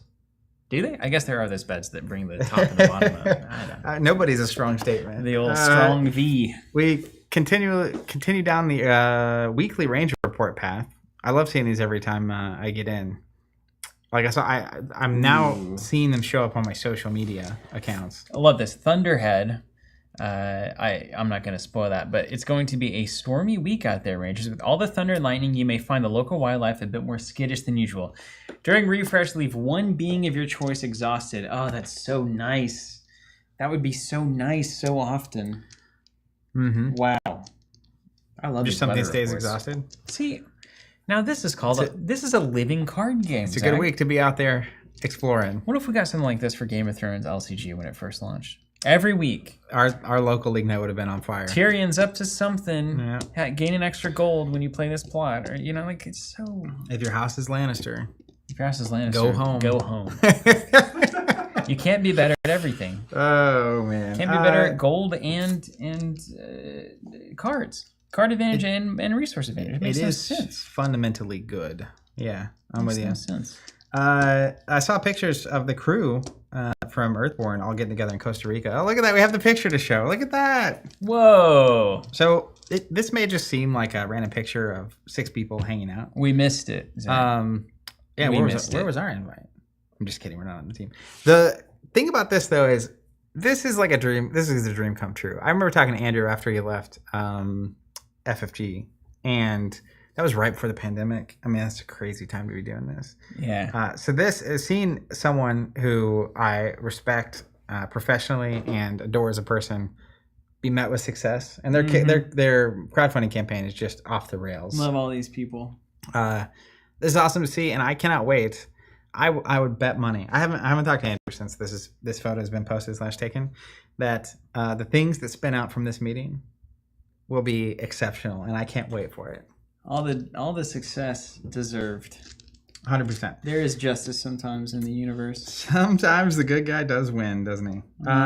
So their pledge matter closing on June 18th. We're expecting to put pre-orders up sometime shortly thereafter. So if you can hop in now, and then we'll have it up for people to be able to pre-order. And at some point later this year, hopefully, that'll all fulfill. Hopefully. That's right. Not even hopefully. We know it will. We just don't know exactly when. And if you order it, you'll get it. We know that. But know like I said earlier, until something's in my hand, things can go wrong. At the factory, on a boat, actually, regional manufacturing, big deal. Be made in the U.S. So no boats, but Realize the dream. Trucks. Got there. Trucks still exist. Yeah. Weather still exists. Factories still exist, And if it happens, we'll tell you what happened We will communicate. and how we will proceed. And I saw Brent saying this is the Earthborne Cruise preview. I feel like Andrew is at the point where he's got enough resources to actually consider something wild like that. Like imagine you had 200 people. Mm-hmm. You go somewhere in the beautiful wilderness, and you develop a 3-day mini campaign for them to play together, where they can swap in and out of each other's campaigns and take their rangers from every 2 hours. They go to a different. Get randomized and put with a new team. I'm pretty sure that the setting of Earthborne is in like several thousand years in the future, Colorado. Mm-hmm. So you have it in Colorado. You also integrate like actual real world exploration and hikes and stuff. Yeah, I'd be there in a heartbeat. You have like 4 hours of backpacking, and then 4 hours of Earthborne, and then 4 hours of Earthborne. Yeah, and then 4 hours of wine.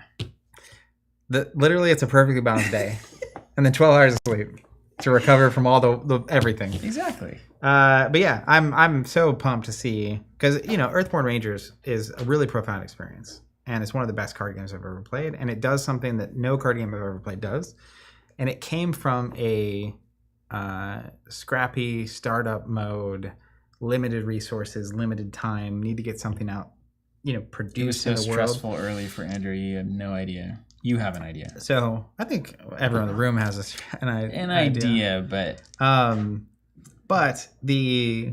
fully. Sometimes that pressure, those restrictions create something notable. But at the same time, I have a feeling with this success and this momentum, there's nothing but exciting times ahead for the Earthborne crew, and whatever they put out in the world. I think it'll be great to see, to witness that happen and to be a part of it. Ooh, dysphoria on the Earthborne LARP. Now that would be cool. I would wear a cape for that. 100%. If everyone's in, let's just all go wear capes in the woods. Let me get my pointy hat. And and this is how LARPs work, I believe, right? And we'll have our little stat cards with us. We'll have a little, folio of who we are as a ranger and what our stats are.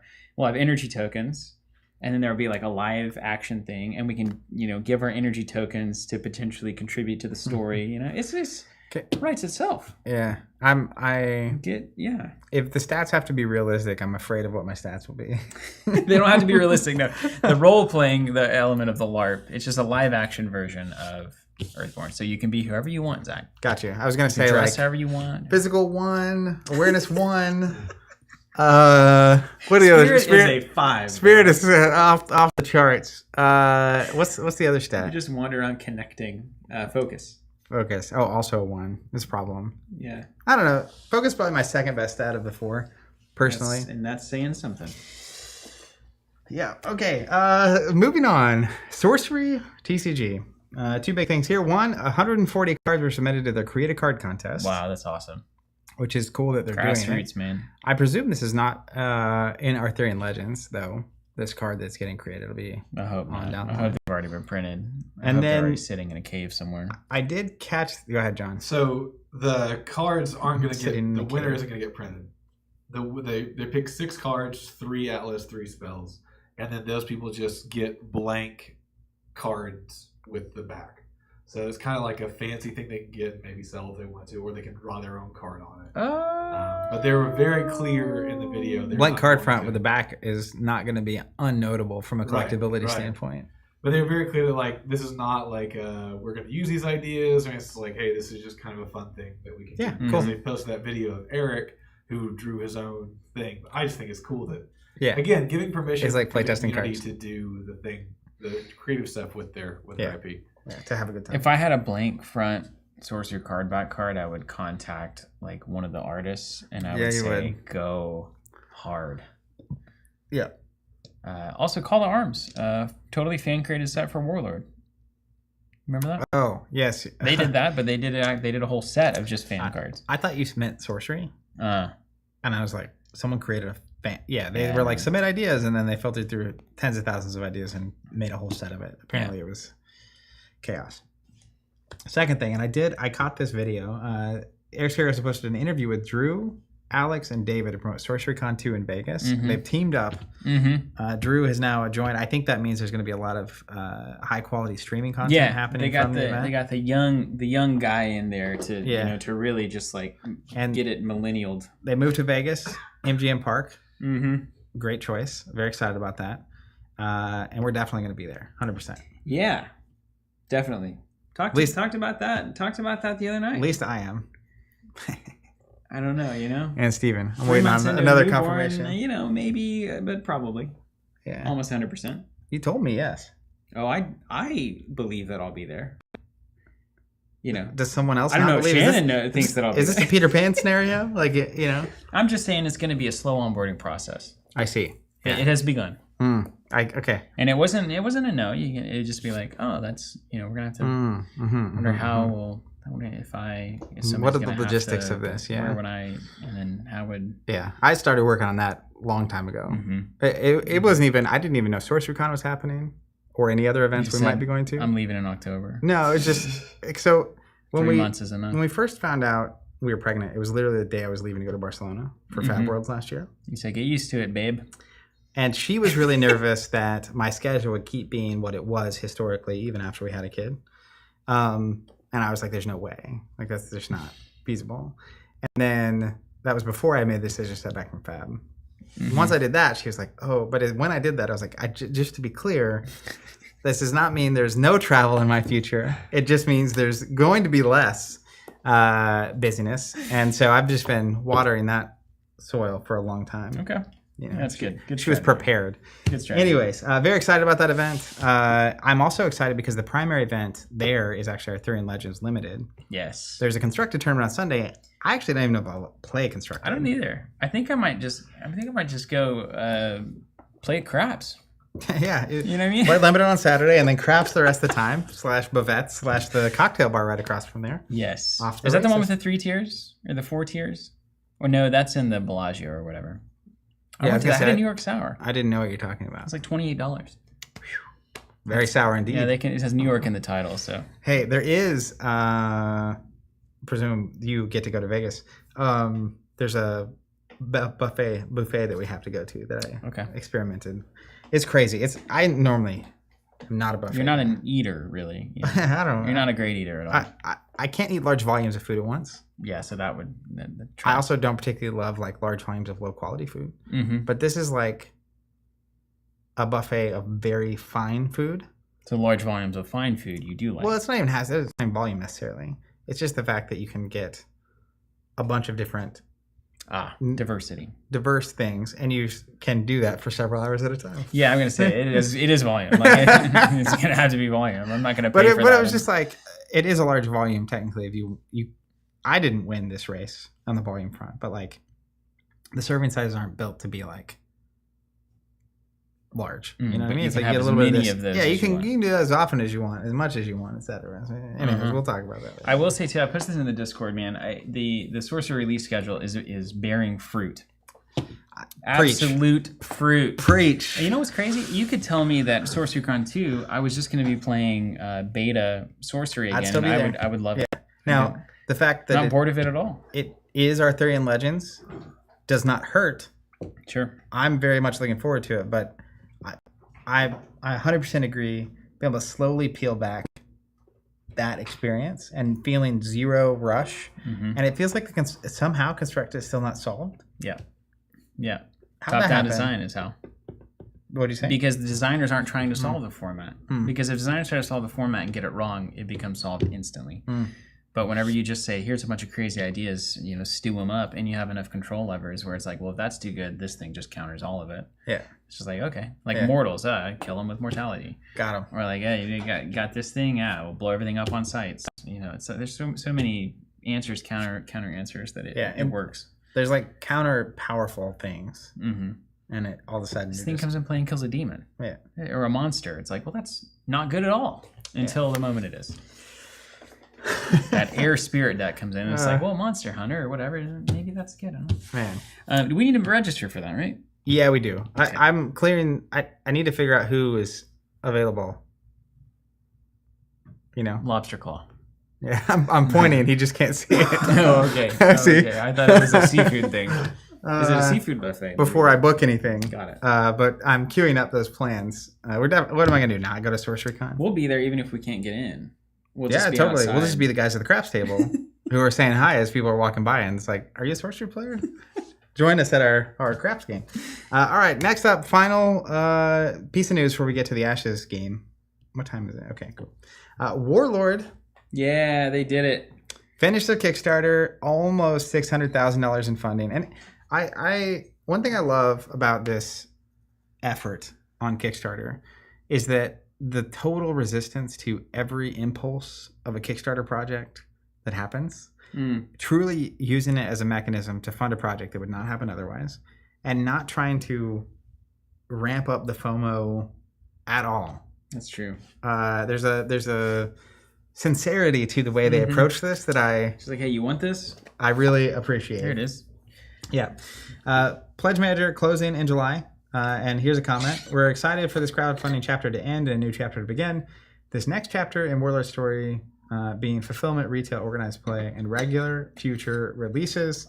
I'm very much looking forward to this game. The reason I included that quote is because they're not, basically by saying that, they're saying we're not going to keep going to Kickstarter.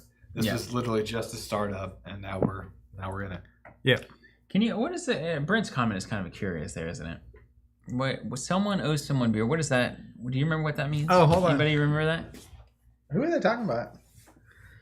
I can't remember. Okay, listen. I lost a bet. Uh-huh.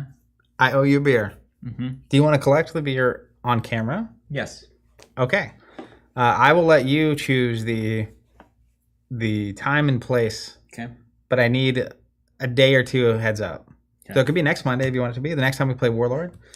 When you said a beer, was there any particular volume you were thinking? I mean, I'll probably buy a handful of beer. Sounds like it's keg 30 to me. I was thinking a keg is a beer. I mean, if we had a way to utilize that keg, keg. A way to utilize a keg? Let me tell you, man, I can think of a few ways. Dude, we can finally start our Board Game Bros channel. Bro. We'll have a keg right here, literally, just sitting right here with a tab, and we can just top ourselves off at any time and clink our glasses. I did wear a Dallas Cowboys hat this weekend for the first time in about 8 years. So I'm ready to bro out. Again, I just want... This is the... We've joked for years about being the Board Game Bros. This is the vision. Brah. Yeah. I mean, he's a bro. Just have my beer, my Coors. There's got to be some play off of Spro as well. The Spro and Bros. You're just like, hey, you want to play Dune Imperium, brah? Brah. And then it's like, psh, and then there's the intro. And then we're like, yo, we're here at the Board Game Bros channel. And I don't know what else. That's as far as I've gotten with it. But it seems genius. like it could be developed. Yeah. If we want to talk about getting people to smash that like button and subscribe. That's the first thing that channel would say, for sure. Yeah. Yo, all my bros... Smash that like button. We'll smash the beers. We'll smash. Yeah, we smash a beer when you smash the like button. Do a Stone Cold Steve Austin. I will say, you brought Stone Cold up. I was literally getting ready to go there. It is a lifelong dream of mine to have a reason compelling enough in my life that I want to do a Stone Cold Steve Austin for real. We can bucket list that. I'm waiting for an extraordinary moment. It can't be like the birth of a child because that doesn't compute, it's not an appropriate time to be Stone Cold Steve Austin. Not exactly appropriate. I suppose if Covenant doesn't work out in the end, the store idea fails and everything goes belly up, we could just become the Board Game Bros YouTube channel and monetize. And we could Stone Cold every week. I think we get 100,000 subscribers, maybe 200,000. We get one of those plaques, YouTube plaques, gold icon. Yeah, we're still waiting. 57,000 ways away. I'm pretty sure we're stuck at 57,000 permanently. YouTube was like, pin it. No matter how many subscribers they actually have. There's not any more people on the planet that want this show. We have maxed out. Do you think they give a plaque for most consistent subscription numbers? Yeah, you guys haven't moved in a decade. haven't moved. It's amazing. Well, they love it. Particularly like if you post at least one video on average a week. And it's like, how flat can that curve be? Just the exact same amount of people shining up as they are leaving. It's an anomaly. Anyways, yes, I do owe you beers in relation to my loss at the Warlord bet. And I will make good on that. All right. Let's do it on camera. Meanwhile, let's play some Magic. I'm going to get some more water. You need anything while I'm out there? You say let's play some Magic? Ashes. Oh, okay. Ashes. Can I get a sparkling water? You can. Since I don't have the beer that you owe me, I'll get one that doesn't make me feel funny. Here's one from David. Here's one from David. We set up the tickets availability for the SorceryCon in an attempt to give folks enough time to plan and budget for the trip, hopefully minimizing The fear of missing out. Let's see if it pays off. That's right. Yeah, we're old timer dinosaurs at this point. You're not supposed to do anything that way. You're supposed to jack people full of lizard brain chemicals, get them to make decisions that are not in their best interest, play on their psychology, and then deliver on a subpar level. Don't you know anything about the modern ecosystem? That's how it works. I know, yeah. It's just like you got to exploit human psychology. It's a great playbook. We'll get a few influencers on Instagram. We'll give them some of cash. those AI influencers. Dude, isn't that crazy? Yeah. AI influencers. Isn't that crazy? Really though? It is. Have you thought about that honestly? Like for real? Well, yes, I have thought about that. We make fake people, and they get popular enough on social media to then be advertising robots to real people and also other robots. Well, do you know the middle step was the people that they're streamers, but they use animated avatars that like motion capture. You have no idea what their actual face is. They turn themselves into anime people, and then they influence you.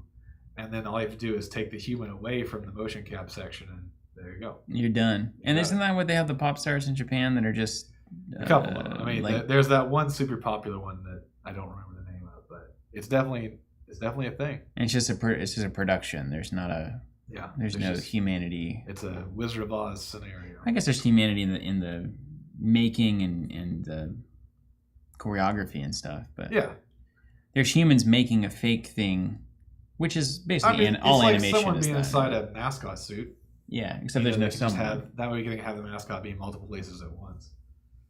Yeah. VTuber, that's right. Brooklyn knows what I'm talking about. Okay, VTuber. I don't know, maybe like it's definitely gonna break one way or another. It's gonna be the Soma takers and the savages, man, like Brave New World. That's what it's gonna be. And I gotta tell you, the Soma's getting good. That's the problem. I know. That's the problem. I was out there shoveling that brick ledge for 6 hours, and I was like, yeah, I could see just never doing anything like this again. Just sitting and watching people do it? Just watching movies and stuff or something. Just entertaining myself. That's one way to go. Yeah, I'll never do it, though, man. You and I both know it. Yeah. Neither of us will do it. We'll go to our grave just fighting the machine before we will submit. Hey, thanks, buddy. And then we'll go to our grave, and the machine will keep on going. Yeah, and that's fine. That's fine. That's fine. I'll be a relic of history that maybe. Are we talking about dying already? Maybe decapitated a a few robots. Yeah, you left for 5 minutes. What did you expect to happen? Ooh, grapefruit. Compliments. Barely gone. This coconut pineapple bubbling. It's a recent new flavor. Does it taste like ocean water from Sonic? You want to try it? Ooh. It's surprisingly one of my favorites. I would not have expected it. But I am a fan. See, Shannon had one of those recently. I told her it tastes like the nitrous gas at the dentist. This? Mm-hmm. As a kid, I love that stuff. There you go. To the moon! I hated the dentist, too, so it was one of the few things that kept me hate the dentist, love the drugs. It's a classic. It's a real classic move there. I'm a little sad to see you didn't have this whole scenario set up by the time I got back, honestly. Yeah, sorry, buddy. It's like someone's like, let me read the rules. You're like, I'll go to the bathroom, and by the time I get back, they'll have read it. Here's a little hot tip. If you want a more modular setup, you can split your board into two. And that way you have more control over where things are on the board. Yeah. Definitely intentional, splitting this in half. I appreciate you taking my board and helping me out here. Yeah, that's the idea. Let's get this situated. Andrew said the news. Is Andrew secretly ghost watching out there? He said, aren't you supposed to be on a team retreat or something? He said the news was the pledge manager closing next week. But we got to that. Yeah, we did that. We did talk about that. Don't tell us our business, Andrew. And then we got to the fact that our pledge manager is opening.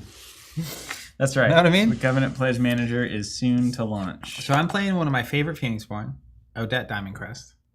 Has long since been one of my favorites.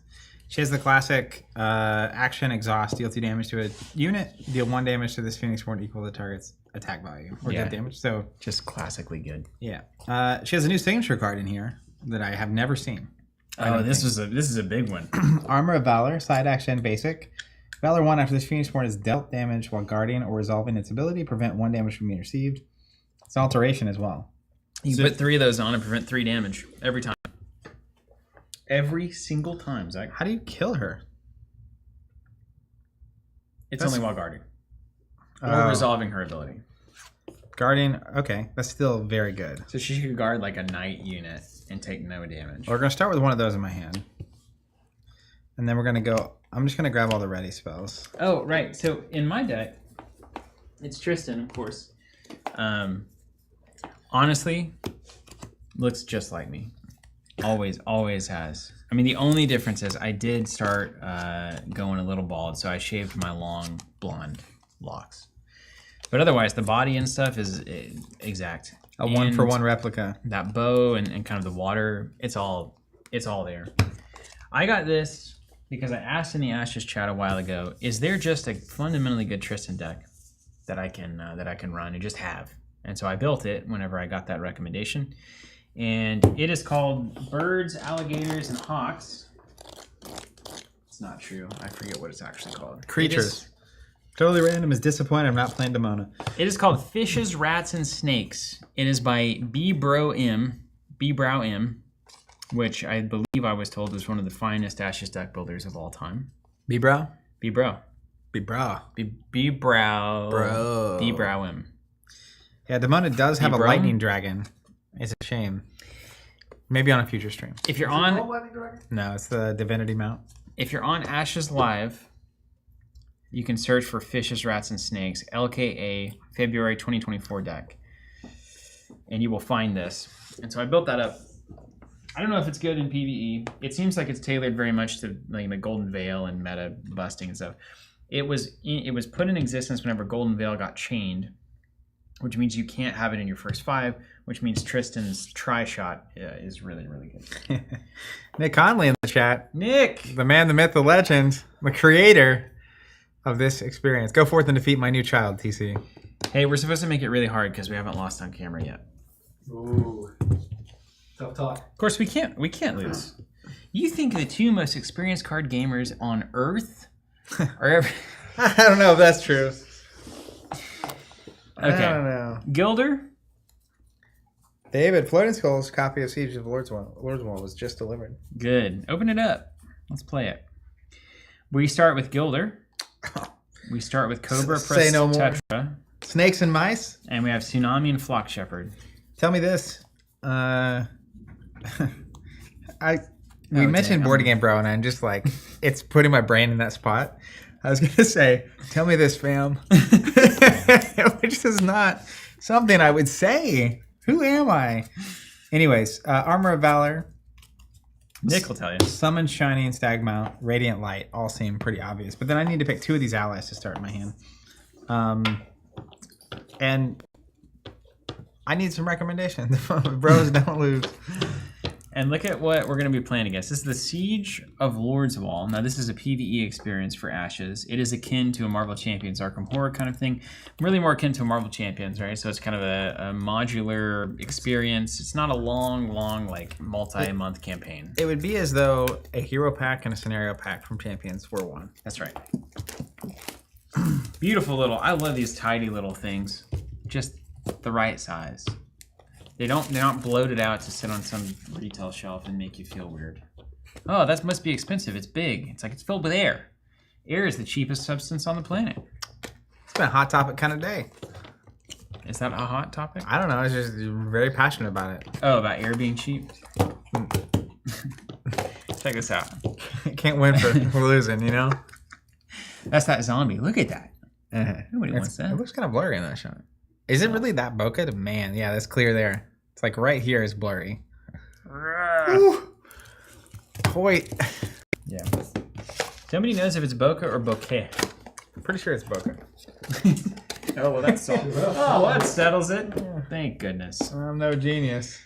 And then I forgot to get a raptor and a panther out of here, so I got to do that now. It's a bummer, man. I have a... Do you have them close by? No. Oh. I mean, right there in my bulk box. Well, I've got them right here. Not that close. And then if you can go and get that set up for us, that'd be great. Set what up for you? Did you not open it? Well, the encounter, you know. I gotta find all these cards. So. I gotta find my first file. Anyone have any questions about Ashes? There's some people who fell into this thinking that we were talking about Star Wars Unlimited, and they're like, what is this game? We're not. This is a expandable, non-collectible card game. I'll tell you anything you want to know. Anything. Anything. Some will say that it is designed by the most attractive person in the industry. People have said that before to me. They called me and told me. Specifically. Mm-hmm. I said, "Hey man, I did you know this?" Let's just hold on. Terrence Miltner, what's up? Terrence, man, it's good to see you. One of the oldest names in the Rolodex. We could not. I think he may be the oldest stream person that not old like age, but we have known Terrence longer than I would bet anybody else in the live chat right now. That's the player cards out of this. Terrence has always been very good to us. In fact, if you search our YouTube channel, you'll find Terrence on some early coverage. Without him, we may not even be here right now. Actually, that's very possible. Terrence, why do you like to play this over the other half dozen games you support? Oof. It's a beautiful story. It's beautiful people. The experience is just awesome. The art, oh my gosh. The art, the vibe of the game. I mean, it's got a lot going on. Art, the vibe, even the way the cards are just templated and laid out. But it is a great implementation of the I go, you go system in a way that is deceptively simple because it is so, once you see through the matrix, there's so many layers. Like, it reminds me a lot of chess. And in that way, it's like, it's chess with variables, unknown variables, right? And randomness. But at the same time, like, when you're deep in a turn, especially in the PvP mode, you just start seeing like 6 moves ahead. Yeah, it gets wild. It gets wild. Anyways, it's doing things that no other game is doing. Plus, dice. Read the name of that card to me right there. D12s. Radiant Leviathan. How many games can pull this card off? I wish all of them. They don't though. They don't do it. All right, let me. Did I get this sorted? Is there? Have you seen a Panther Spirit running around there? They're always everywhere, man. I know, because you put them in every deck because it's incredible to get 2 units for 1. And there's a Raptor Herder. And you know why that's good? It's truth. Do you know why that's good? Why? 2 units for 1. Somebody wasn't paying attention. Man, I see all these Illusionist cards and I love them. I should probably play some Illusionist. What if I did Tristan Illusionist? Oh my gosh. That would be like the merging of everything I'm interested in into one Tristan, Water avatar. Illusionist? Water Illusionist. All right, so we have 2 aspects here. Horde and Death. Horde and Death. Which one should we play? Which one's harder? I like Horde. Like, you know, did you ever play those shooter games where you're just taking down the million zombies? No.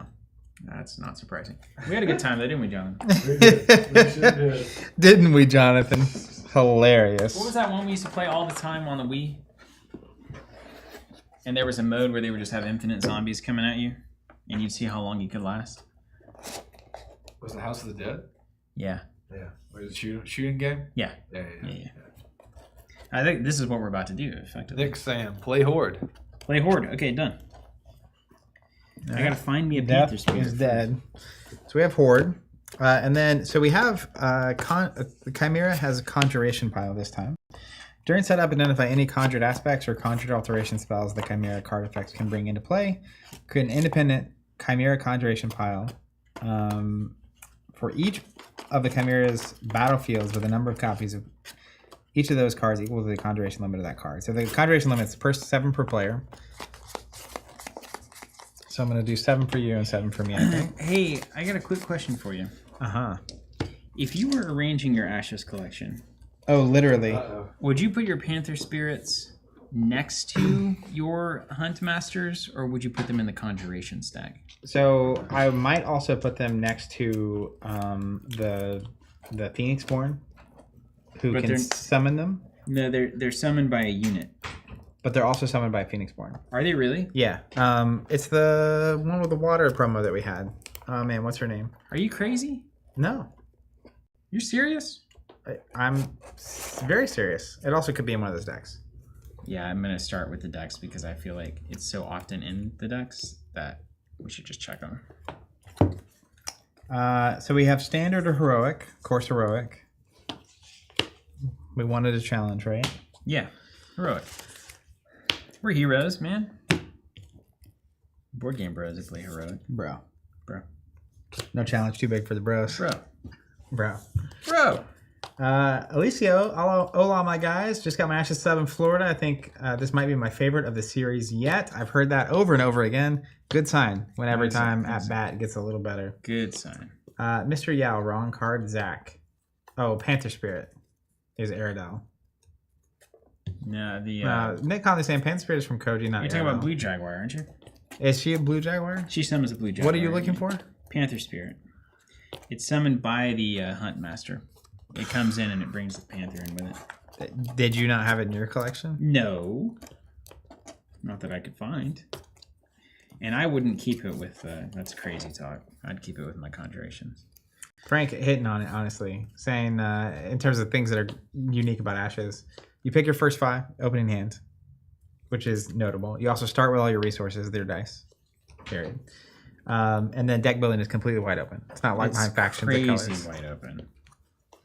In fact, you know what? It's been actually nice on the Warlord front because those Warlords are so. Here's how you here's the idea of what this deck should do. It's like so obvious that it's actually really nice. It's like, okay, well, I have an immediate theme to play to.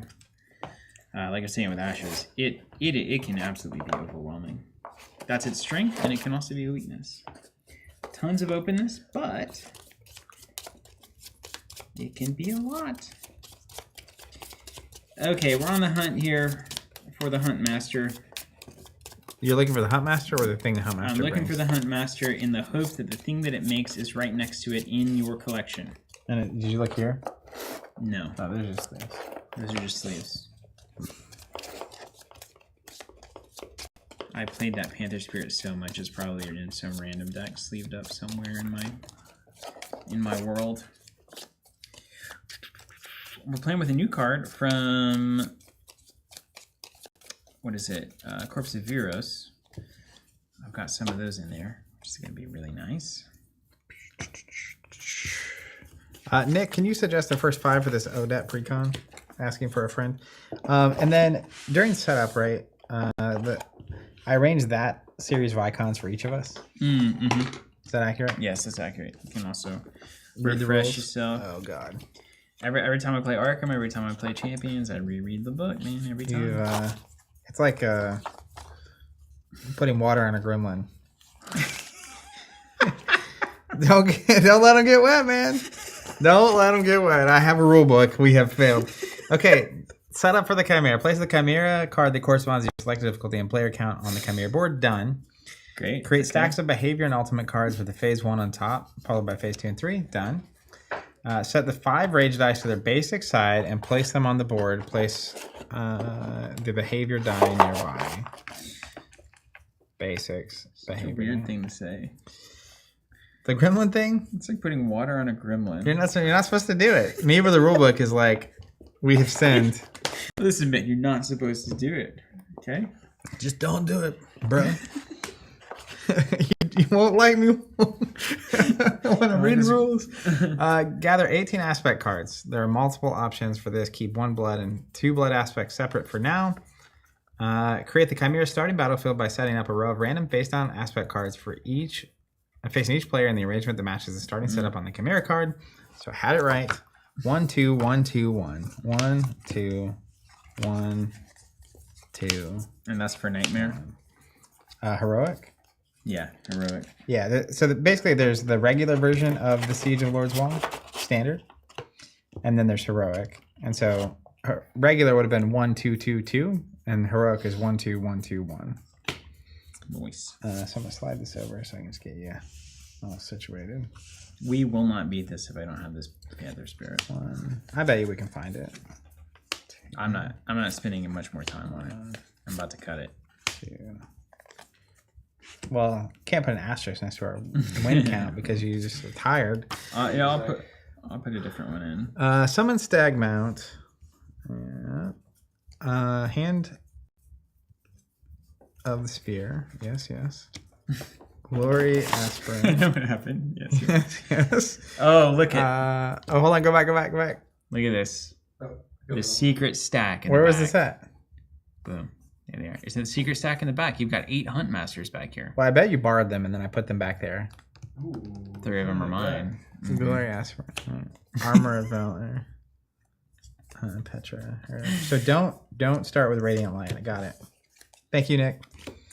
Shuffle the remaining aspect cards to create the face down draw pile. Place the fatigue card on the bottom of the draw pile with the 1 player or 2 player side face up, corresponding to the number of players. I don't have a fatigued card. I'm gonna use this rules update card instead. I've got one. Hey kid, you need a fatigue card? Actually, you do have one. Oh yeah, in my box that you were just. In my garage. You know Early Weezer? You a fan? Early Weezer? Mm-hmm. I put nothing else on my radio.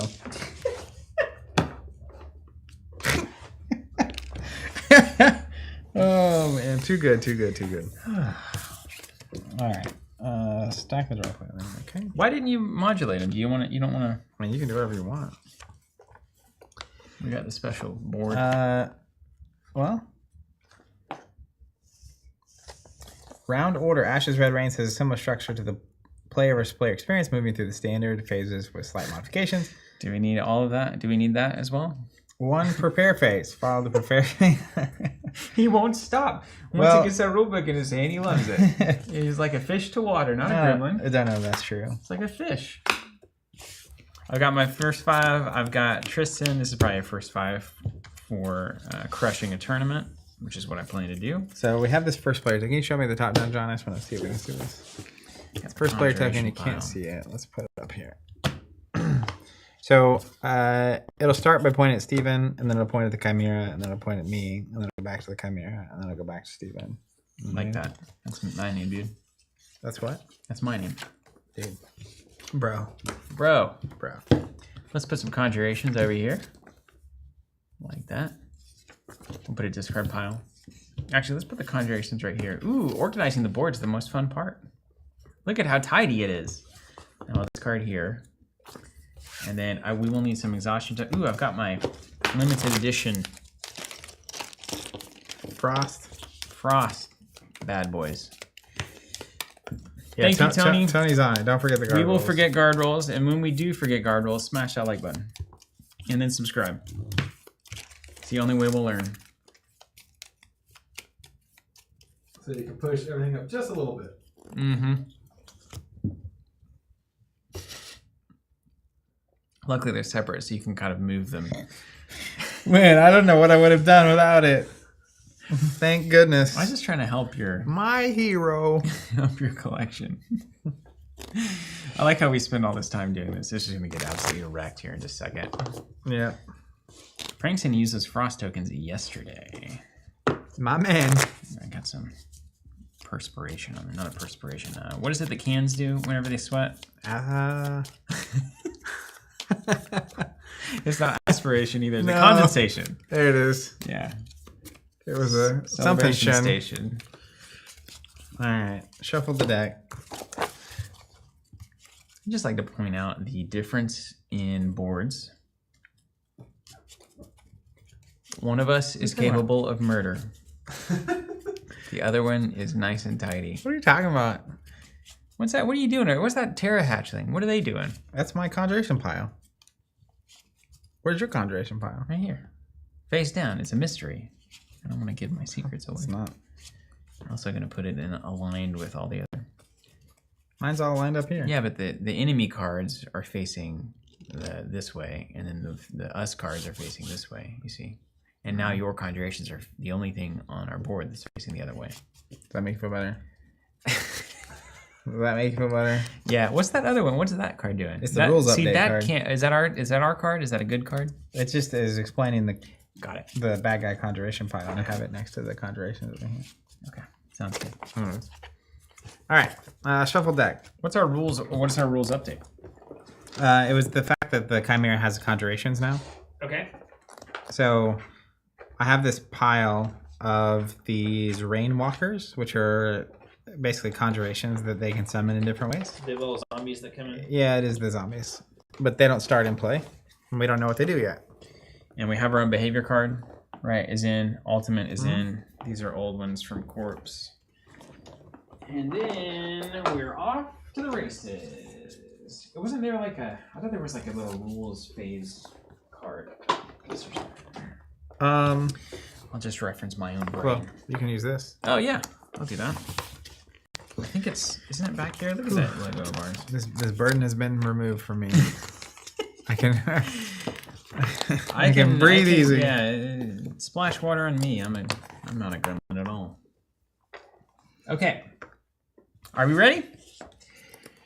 Prepare phase. We've prepared. We need to roll our dice. These are my dice. You get your dice? Oh, I forgot where we're going to put our dice.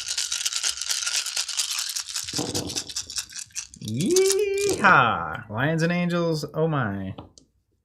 Man, I rolled so many basics. Make your head spin. You can go first if you want. But you're first player. Oh, right. Okay. The player turn is fine. Anyone. It's also, it's just kind of tidy. You know, I just like the, you put them in their little... yes. That's why, I mean, it's a tangible medium. It's a physical medium. You're supposed to engage with it in kind of a particular kind of way. The physicality of it is definitely... It's important.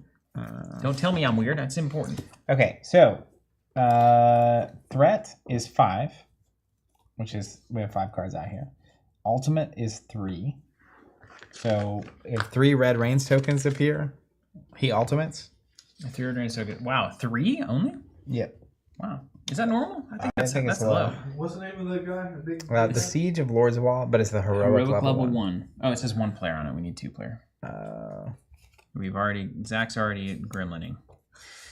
So that is ultimate 5, in fact, and we have 1, 2, 1, 2, 1. Still good? Yep. Okay, great. That makes sense. He's got 70 health, so we need 70 to defeat him. 70 damage. Yeah. I've got a D20 and a bunch of D6. Now this is just level 1 too. Yeah, so we could go harder if you want. Well, is that what you mean? I think we start on level 1 and just see what's up. See where we go. Okay, when you place units, remember they have to go to the right of all the units on our battlefield. So we don't get to rearrange willy-nilly like we do in PvP, which I will do wrong every time. We place left to right? Yeah, we place left to right. That's right. And they attack starting on the right, going left. Basically, the first thing we play is the first thing. Yeah, right. Well, actually, they attack left and right based on the icon. Left and then start left. It has to be the rightmost. Well, we have to place our new units to the right of the existing That's line. right. And it attacks based on the icon on the thing. Yeah, based on the icon. So we can declare attackers, and then there's blockers, and there's battles. We target units as normal, countering, etc. Remember the blood value. Whenever you destroy something, it goes to the That's how we do the damage. Chimera. Then the Chimera is going to reveal. It's going to attack. We're going to roll our dice. Then we're going to recover. And then it's the end of the round. And on it goes. Right? Yeah, and notable, once the ultimates hit, the ultimate level 1 will trigger. Remove red range tokens from the Chimera equal to its ultimate value. Discard all cards on the Chimera's battlefield that it does not own. Deal damage to all units the Chimera's opponents controls. Place 2 Rainwalker conjured aspects onto each of the Chimera's battlefields. Remove this card and the top behavior card from the game. So then the behaviors get worse. And if it does that 3 times, you don't want to know what happens. Okay. And there's no like pre-reveal or anything as far as we remember it? As far as you know, we kind of set up and then it kind of comes at us, right? Well, we get our 1 action, side action, right? Yeah. And then it's over to them. Yeah. Okay. I feel like it's Prism Tetra time. Isn't it always, though? Let's see if I have any side actions. I don't. Let's see if I need it. Okay. So I'm going to take a main action, summon the old Prism Tetra, and then I'm going to decide if I want to meditate. I've got that I need. I've got that I need. Nothing is needed there. And I technically will need one of these. So let's go ahead and, wow, let's go ahead and do that now. I will just meditate and then switch one of these bad boys to a snake. Okay. And I'll pass it up to you. All right, we're gonna play Summon Shining Stagmount as my action. And then, technically I can side action to do it. No, because it's a mount. Then let's look. I need an angel, 2 angels. Are you an angel? 3 angels, which I already have. That'll be my action. All right, nothing needed. So then we go to the Chimera. I roll behavior, you roll behavior. Wait, hold on. Side action, I'm gonna spend a basic and attach this. Oh yeah. Armor of Valor. Good ideas. Yeah. Let me get my chat up too. This is the, We back. What's up, Alicio? I subbed to TC for all my Ashes and Alpha Clash stuff because otherwise I'd be late on everything and I need it all. Thank you so much. And that's how we can continue doing everything we do. That's how we can play a game of Ashes on stream, honestly. 6. That is reveal, attack with rightmost aspect that can attack. I hope it's not this one. At the gates. It's going to attack to the left. When this unit comes into play and at the end of the round, place a Rainwalker conjured aspect to the left of all their units on this battlefield. Rainwalker? You have your own stack there. Oh, thanks, dude. Bro. And then it says reveal. And when it does, this comes in and then attack with the rightmost aspect. That would be this one. Attack is 2. I've got nothing to get in the way, so I'm going to take 2 damage right to the face. Tokens here if you want. Yeah, I'll do that from my Phoenix. Dealing dice. We'll do dice on the main guy. All right. Cool. My opportunity to roll this. Oh, did you roll one of these two? Right. I'm really good at that one. You are really good at that one. I agree. 7. Lucky number 7. Side. Reroll 2 basic rage and then reveal. I'm very good. Oh my gosh, rolling, Zach, what is wrong with you? We can't play heroic with this kind of garbage. Then I reveal leftmost or rightmost? Reveal leftmost. That's how I do it anyway. Thunderclap. Horde aspect battlefield. Rage burst forward. When this unit comes into play, reroll 4 basic rage dash. Well, that's. Are you serious? Didn't Nick say the other day that you would roll the 3 and then reroll the one that was left? I don't know. Surely not, right? We can't do that. All right, so it's not possible. And when this fills up, we get a range token. We get a thing, and we get 5 of them. Then it's over. Yeah. All right. So then the ultimate happens, and then the next one. 2 attack, 1 life, 1 blood. All right. So Thunderclap is in. Yeah. All right. Okay. Back to us. Back in black. Okay. How are you feeling about your stuff? I think I need to get some fish. I just don't want to keep taking it to the face here. So I'm going to spend 2 dice. Exhaust my Summon Prison Tetra. Place 3 of the fish on the battlefield. We got a confirmation from Nick. Correct, Stephen. Continue rolling. Nick. Numero 4. Ooh, he just can't stop. Why is he like that?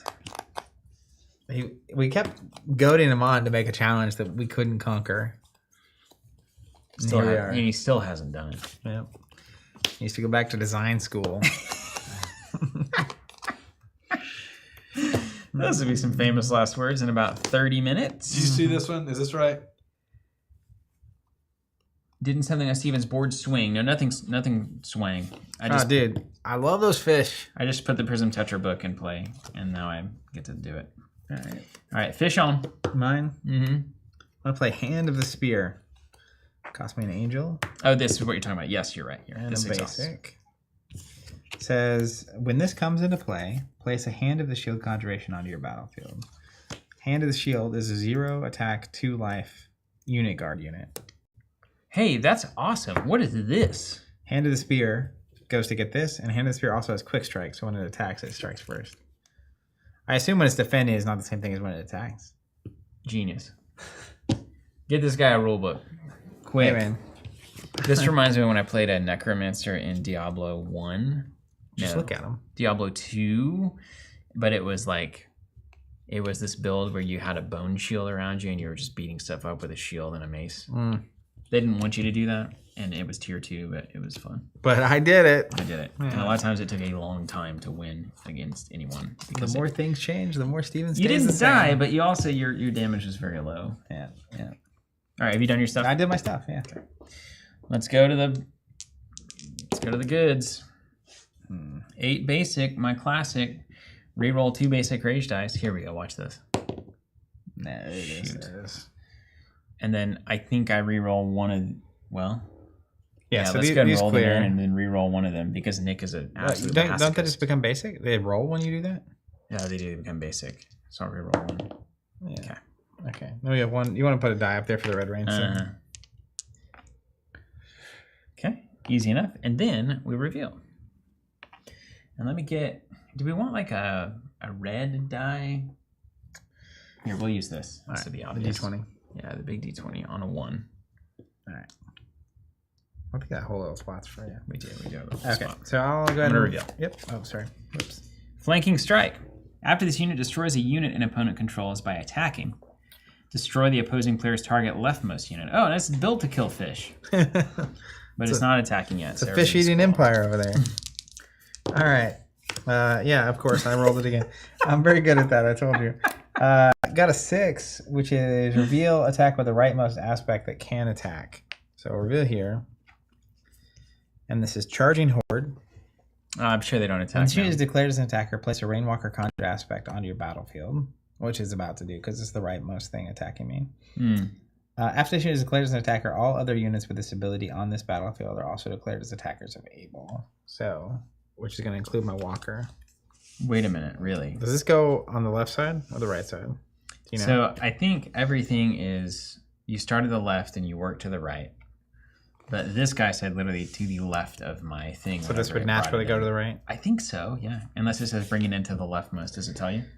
It just says place a Rainwalker conjured aspect onto your battlefield. Yeah, okay. Okay, so he's attacking, and then this is attacking. And then this says after this unit is declared as an attacker, that's what yours says, right? Other units with this ability are also declared as attackers. On this battlefield. I think my battlefield's separate from yours. Okay. So no cross zombies. Understood. Units that block. This is feeble on the Rainwalker. Block or guard against this unit do not exhaust as a result of countering. Okay, that's nice. Interesting. Okay, so this is going to attack, and it's in the middle, so it's coming at my face. Mm-hmm. And I'm going to go ahead and take 3 because I don't want to lose all my units. Okay. And then it's exhausted. And then this thing will attack, and it's technically coming at the middle. Free block. And it will die after it gets exhausted because it's ephemeral. So you take 1 and save yourself the trouble. But you don't exhaust a counter, so what's 1 damage worth anyway? Well, I can just block here. He has 2 life. Mm-hmm. So I take 1. That's right. I don't exhaust. He goes away. That's right. Bingo. All right, we survived. Nailed it. It's actually not that bad. Yeah, it's easy. Easy. Yeah, it's stupid, actually. Can't stop, won't stop. It's actually just like, why are we even here? Board game bros. Didn't even matter. Is that the coloring on the table? I can't tell. Are my eyes Maybe not brighter? No, I think we might be a little dark. It was too bright last time. Was it? So I darkened it. And now it's too dark. So you want to brighten it? You want me to click a button or something? It's like hazy almost. You're hazy. The up top shot is so. Well, you can't sleep on the fact that our monitor is not exactly a. But if you go to the top shot, it's. Yeah, The screen looks great. The at us shot. Yeah, like the coloring and the like quality of. Oh yeah. I don't know. What do you guys think? Oh, there it is. Oh. Yeah. Okay. For I think better that's. or worse I think it's about more this? visible. It's Like, more visible. flip to the top shot real quick. Show. You can just see the like. Yeah, that's good. Okay. Over to me. I need to decide what I want to kill. Okay, so let's look at this. This guy nobody cares about. This thing's exhausted. This thing would be a 2-for-1 on me because it would absolutely wreck these fish. He's at 3, you say? Mm-hmm. So I have quick strike, which means I can punch something and not get counted back. Mm-hmm. So, and I kind of want to get a lion spent, so it's here so I can do some things. So technically I could go +1 attack and then attack that for 3. Ooh, that's good. And then not clear myself.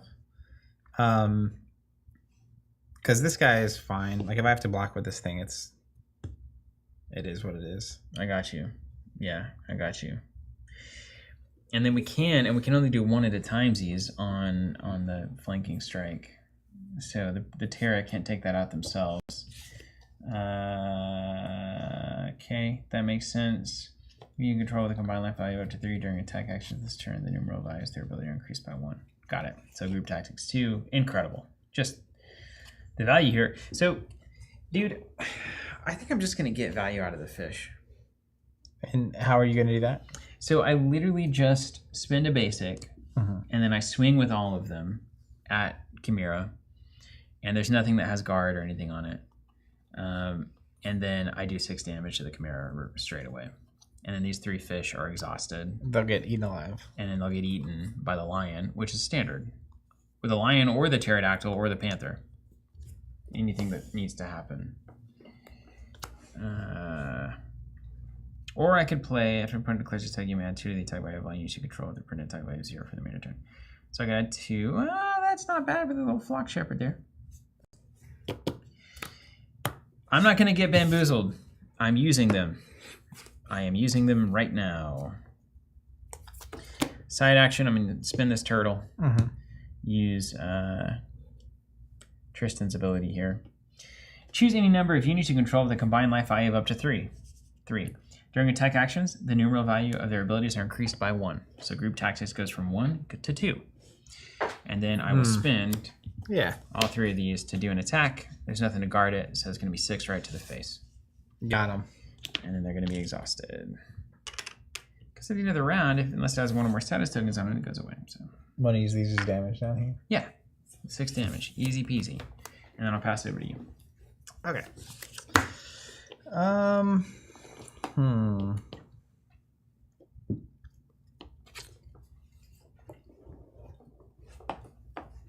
That's Dude, I love your hand of the spear idea because it kills this. it gets rid of that thing. Yeah.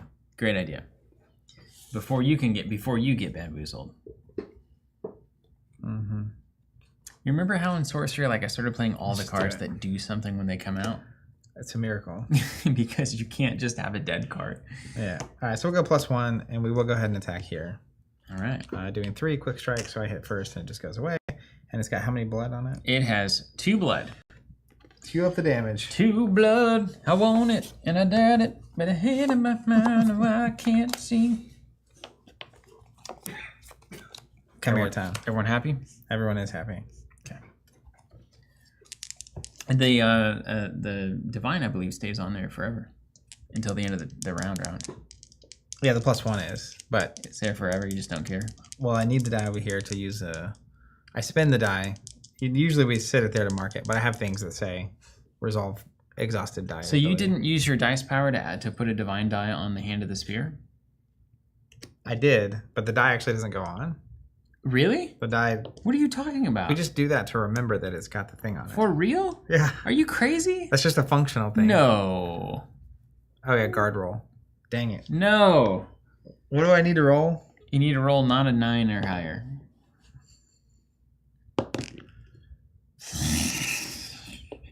Flip, drop, reverse it. 3 damage to that thing over there. That's not the idea there. But I got a little peek. Oh, I see. 2 damage is coming off of it, or 3 damage to here. Yeah. Oh, look at that. That's good. That's good enough. That's as good, I would say. You know, the guard roll is critically important. It's what makes this game awful. Dude, J.K. Rowling's with the heat here. What do you say? I think someone else mentioned this earlier, and it sounded like a good idea. So I'm taking the money I was going to spend on Star Wars unlimited pre-order and put it into Alpha Clash Set 3, which I'd paused my subscription on. Oh, incredible. Well, a rising empire gets its wings. Yeah, I see Frank and Auxiliary are both right. What are you talking? I don't know where you got that idea from. The dice go directly on the card. Charm dice go on the card and give it a -1. Divine Well, guys. how do you use the cards that say use the ability in the exhausted pool? Well, you can put a lion from your exhausted dice onto a unit on the board. That's what that ability is, right? So that stays there. It stays Functionally. there. I thought we just did that as like a remember this is here. Man, you got to stay away from that rule book. I do. Clearly. That's the new and creative ways to confuse me. 8. Let's see what 8 says. Reroll 2 basic range dice. That's a side action for the Chimera there. Oh, Yahtzee, baby. And then reveal. It's a out the gates. When this unit comes into play at the end of the round, place a Rainwalker in. So if we don't take these out the gates out of here, They're going to really be at the gates. they're going to get permanent Rainwalkers. That's right. All right. Mine. 4 and a basic. 4 is attack available if not reveal. So I will get attacked by this thing. Yeah. And I'll attack my leftmost side here. It's attacking for 2, and I'm going to allow it. That's the right, yeah. Yeah, you did the right. You did the right thing. Just I'm matching. Right to the right. Yeah, you just match them. Just you're keeping it easy over here, The man. side of the icon on the matches the side of you. Okay. All Did right. you counter 0 attack? Wow. Look at that. That's just a guardy guard. Uh-huh. Okay. Okay. Back to us. How are we feeling? Are you good? You feel like you're I mean, it's how it goes every time. We got to build up steam in the first round. We get punched a little bit, and then we take over the game. just a little rope-a-dope here. Like the 96 balls. Just got to make it look like it's a contest, and then... I feel that. All right, I'm going to get this guy on the table. I'm going to spend a heart and a basic. And it can really be anything. I think I'm going to spend basic. Yeah.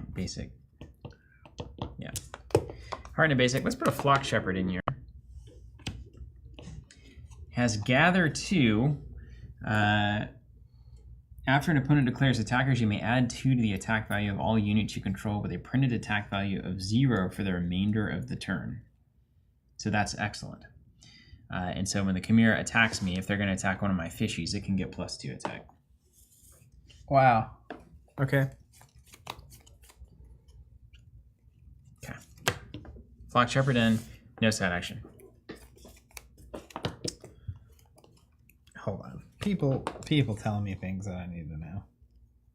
That's usually how this goes on stream. Meantime, I'll be arranging my board. So tell me this. Okay. So Shining Stagmount, this is what got me confused. I've never played something that does this. It says armed, when this unit comes into play, you may choose a divine die in your exhausted pool and resolve its dice power without paying its cost. So any divine die can use the dice power of the lion. Yeah. Is actually what happens. I thought I had to have a lion over here. Right. To utilize it. That is a good thing to know. I didn't really know that either. So Yeah. the exhausted dice are blank, but any dice that's using its dice power, there's only one dice power, which is That's right. what you normally do with the power side. Yeah. I love that. Okay. Well, that's actually way easier. Telling me. Let's go. Terra Herder. Let's go. Spin an angel. It says, call Terra Hatchling. When this unit comes into play, place a Terra Hatchling conjuration on your battlefield. Oh, no, we got another 2 for 1 card. It's A like the 2 for- Raptor Herder. Yeah. So the Terra Hatchling, 0 attack, 1 life, 0 recover, shock 1. When this unit is declared as an attacker, if its current attack value is greater than its printed attack value, deal a damage to a target unit and opponent controls. So you put a lion on there, gives him +1 attack, then he attacks, ping something for 1. Yeah, this is a Rainwalker Eater. This is awesome. Yeah. Also, the art on Terra Herder. Come on, man. That's Yeah. beautiful. That is like classic, beautiful Ashes art. I love it so much. 2 thumbs way up. Okay. 'Twas me.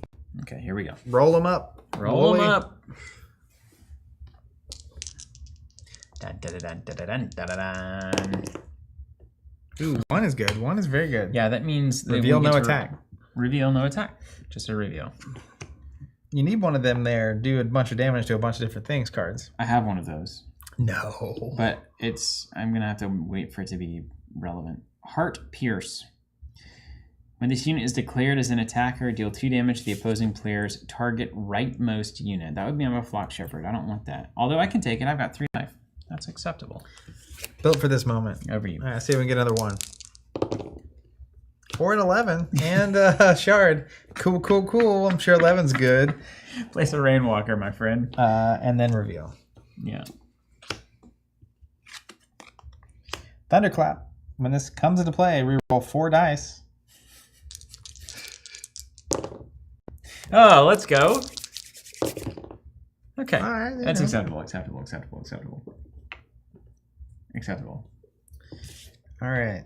And then what? That's it. And then it's a thing. Yeah. It's just place a Rainwalker and reveal. Okay. And then he had an interplay effect. Got it. How you see these Rainwalkers, they're not worth killing, you see, because they take themselves off the board. But I feel like that's a trap. But you can't waste money here. I agree. They're just to me, they're the lowest priority target. Yeah. If you had a bunch of stuff on the table to deal with it, fine. But otherwise, leave them be. Yeah. As the Beatles once said. Leave him be. Leave him be. Leave him be. What's this Cobra do? Everybody plays this Cobra. I forget what they do here. All right. I'm gonna side action use this spell here. Turn you start putting a discard 1 card. We're gonna spend a lion and a basic to summon Shining Stagmount. When this unit comes into play, you can choose a divine die in your exhausted pool and resolve its dice power without paying its cost. So we'll put 1 there. And then this Terror Herder is going to go under it. So when the Shiny Stagmount leaves, Terror Herder goes back to my hand. Okay. So then obviously the next time I play that. So the Terror Herder is now riding a Shining Stagmount with Terra Hatchling in tow. That's right. That's very cool. And this was a side action, nonetheless. It's straight up cool, my man. Can we survive 1 more turn where they're not going to attack us, probably? Do you think that's possible? I don't know. And I can just attack the Chimera? Yeah. Straight up? And then if anything here has the unit guard, it will guard it. Okay. So just beware. I will attack the Chimera. What's my battlefield? 5. Okay. When it declares an attacker, Sure. if its current attack value is greater than its printed attack value, deal the damage to a target unit an opponent controls. So any unexhausted units with a defender ability on the Chimera's battlefield would block. There are none. There are none. It's a horde. You just... I'm going to destroy the Thunderclap. Now hold on a second before you do that. Hold on a second. What's up? Okay, that's yeah, you're good. So I'm going to destroy the Thunderclap and do 1 damage to the Chimera without also costing me the unit, which is what we wanted. Oh, hip, totally random studios. The Levy family is crushing it on Ashes. Oh, yeah. Sweet. So destroy it, which means that the unit actually comes in on your rightmost side. Okay, cool. Tracks, right? Tracks. Did you do all your stuff? Yeah. Okay. This seems easy, right? I don't know about that. Welcome back to... I'm going to do a Summon Gilder. I like to cut yourself off. It's a good choice. Summon Gilder main action. Oh. I don't think Tiny would have a problem with that. Yeah. Welcome back to Tiny Grabs Games. You said it every time. I know. It was just a nice... I could tell you caught yourself. You think Tiny's floating around the Star Wars Unlimited world? Oh, sure. Could be listening right now. I'm playing Summon Gilder. I use a snake to do it, and I'm passing it back over to the Chimera. That is me. And I'm not going to get an ultimate. I'm not going to get a Red Reigns token. Okay? Don't forget the blood from Thunderclap. Yeah, that's right. 1 blood. 1 blood. 1 life. And I want it. And I want it. I don't know how...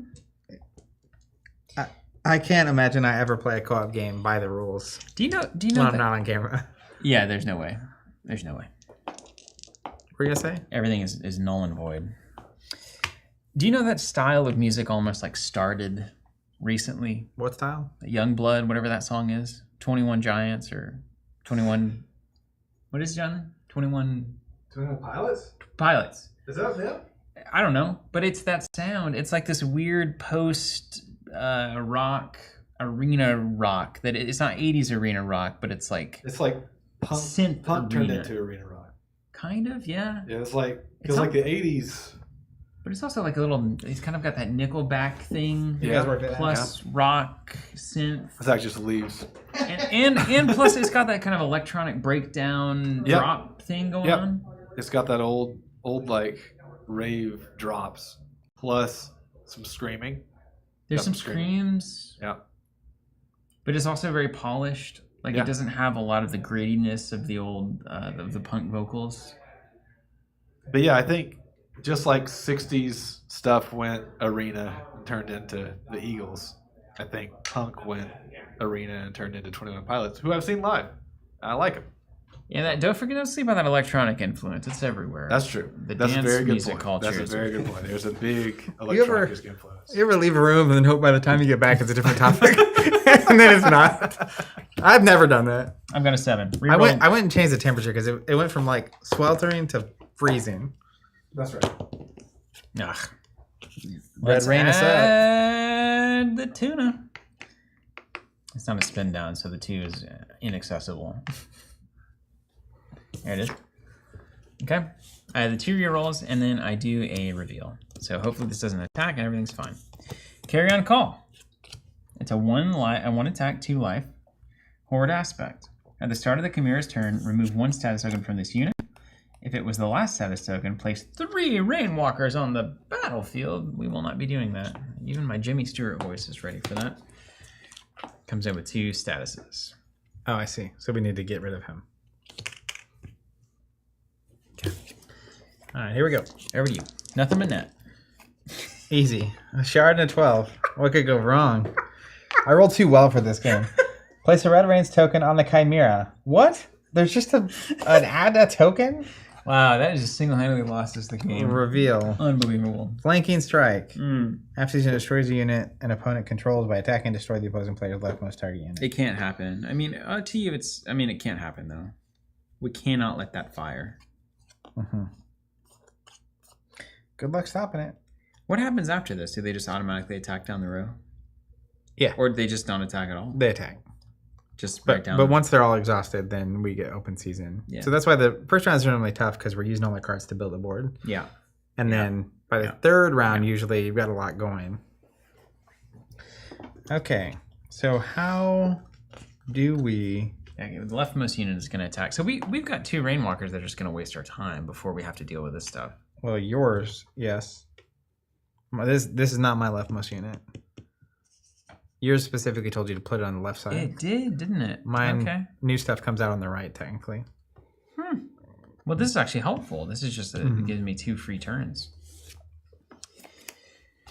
Okay, do you have any 1 life things that need to die? I need 1 damage. I have 1 damage. On this thing. Okay, I can do that. Does it cost you anything? Just talk to your old buddy Steven about that one. Let's put Mr. Gilder in. Let's place a bingo bongo. Place 1 damage there for Mr. Gilder. Let's see if I get guarded against first. That might be relevant. Okay, let's do that. You know what? In fact, that's a good heads up. You remember the guard roll? Yeah, I'd forgotten about it already. Just in one out the other. You know what? That's actually do that. You just do your Gilder thing. Well, wait, I liked your original. Oh yeah, plan. yeah, sorry. Yeah, I liked your original. Plan. I was gonna do the Odette thing, and then I realized I have to take 3 to do that, so we don't want none of that. So let's attack here with my Shining Stagmount. Attacking for 2, and we'll roll guard roll. So I need less than a 9. Yeah, easy. Easy. Cool. He bought the bucket.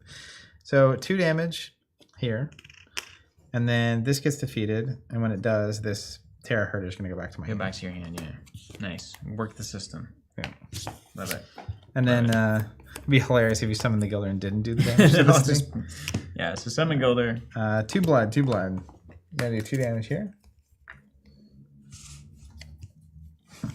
Gilder comes in on the rightmost. Gilder, what a powerful unit. It's powerful. Yeah.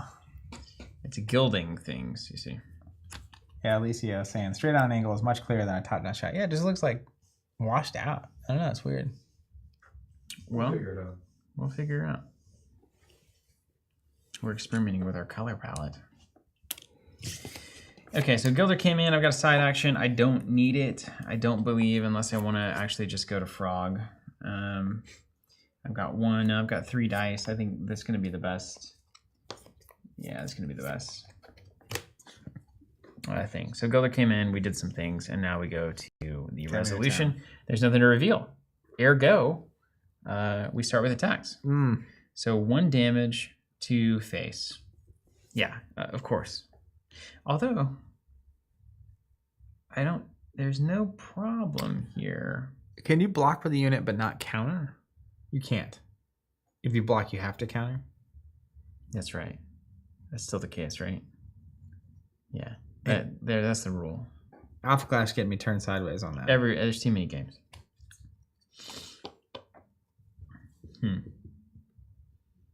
Yes, you have to. You absolutely have to. I think if you step in the way, if they're attacking it, you don't have to counter. But I think if you're stepping in the way, you've got to do the... But they don't exhaust to counter. So if I block with the Flock Shepherd, it just do 1, and I take 1, and then but I think if this is supposed to be attacking your Phoenixborn, I don't think you can just block and not counter, is my point. If the unit was being attacked, I think you can just not counter and take it. You have to exhaust the block? Or just exhaust the counter? You exhaust the counter. You don't exhaust the block? No. So like this, if the At the Gates was attacking you, it would attack your unit on this side. And it's sort of like if we were playing heads up. If I attack one of your units, if you had to exhaust when I did that, I could just lock you out by like attacking you. Right. Like it gets a little 1-cost thing into your big guy. This guy says they don't block or guard against as a result of their countering. Units that block or guard do not exhaust as a result of their countering. That's perfect. So I can just block it. You can block and then you don't exhaust. I just block it, take 1, and it goes away. Because the Shepherd's perfect for this. Perfect. Yeah. Easy peasy. Over to you. What could go wrong? You still have 1 to reveal. Wow. How'd you do that? Let's get one of these. What's a 5 give me? Reveal. Attack with rightmost aspect that can attack. Yeah, I got the just put a token on. How did I get behind you on the reveal count? Because I didn't draw. I just drew some attacks rather than reveals on my dice. Thunderclap. Thunderclap is loose. Oh my gosh. Zach, would you... He's on fire. Why'd you roll through? Oh my gosh. Oh my gosh. Yeah. And then we'll roll an extra one. Oh, but 3 Orcas do attack. Hey, hold on, because they all attack at once. Oh, yes. Block again with the guy. Easy. Yeah, so here's what we'll do. After an opponent declares attackers, I can add 2 to the attack value of all units with a printed attack of 0 for the remainder of the turn. He's going to be coming in at 2 attack. Gilder will take 1 damage. Bada bing, bada boom. For the remainder of the turn, not the round? Not the round, yeah. So it's over. But he can do that every time. It's not an exhaust or a once per turn ability. Yeah, it's pretty good. Right? That's how that works? Come on. Zach. I know. I can't help it. I am the way that I am. But we don't roll anymore, though, because everything's revealed. So we at least, don't have to do an ultimate on turn 0. That's crazy what has happened. Yeah. My action. We're back. Wow, this deck is actually going to be really good against this. Unstoppable. Young blood.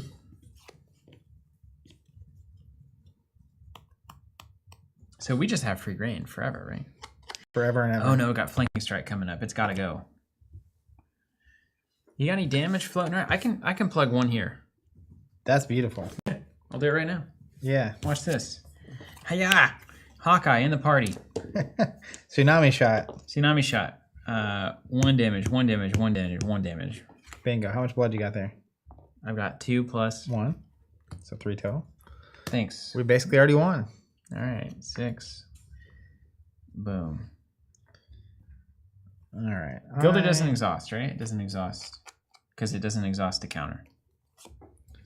I'm going to play Glory Aspirant for a basic. Check this out. Keyword Lionize. When this unit comes into play, search your draw pile. You may reveal a card with the Lionize play cost and place it in your hand. Shuffle your draw pile, then change a divine die in your active pool to a side of your choice. So it's a 1-cost basic that searches out a card that has a lion on it. That's pretty cool. And changes a card to a side, which is crazy. That's going to be good forever in the game of Ashes. Yeah. Better watch out. Tutoring. Is that forward thinking design? Is that always going to be a problem? Tell you what, tutoring. That's what they call it. That came from the old Magic the Gathering. Yeah. I think the early card was called Tutor or something. It was. Dark Tutor? I think it was called Dark Tutor. You can fact check me on that. Holy smokes.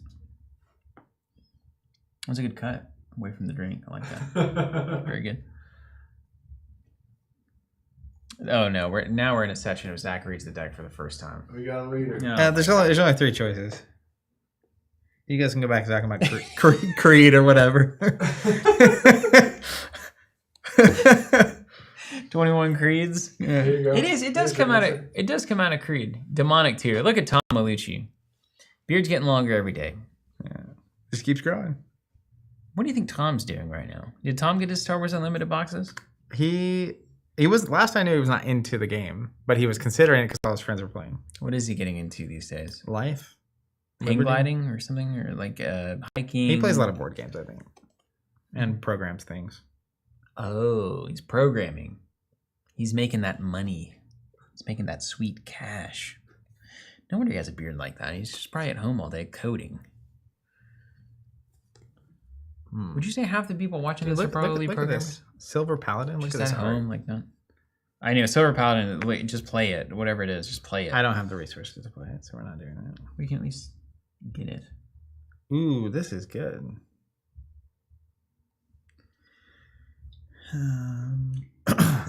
Chaos Theory in the chat. Hey, look, the rules are going to be good.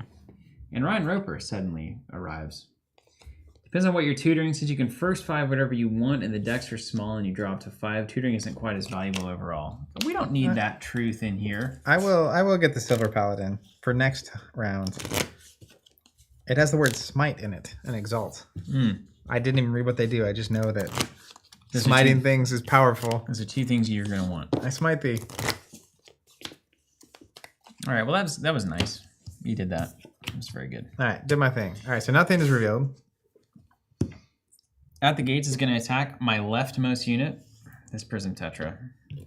You got me. You could give the Gilder +2 and block it and kill that thing.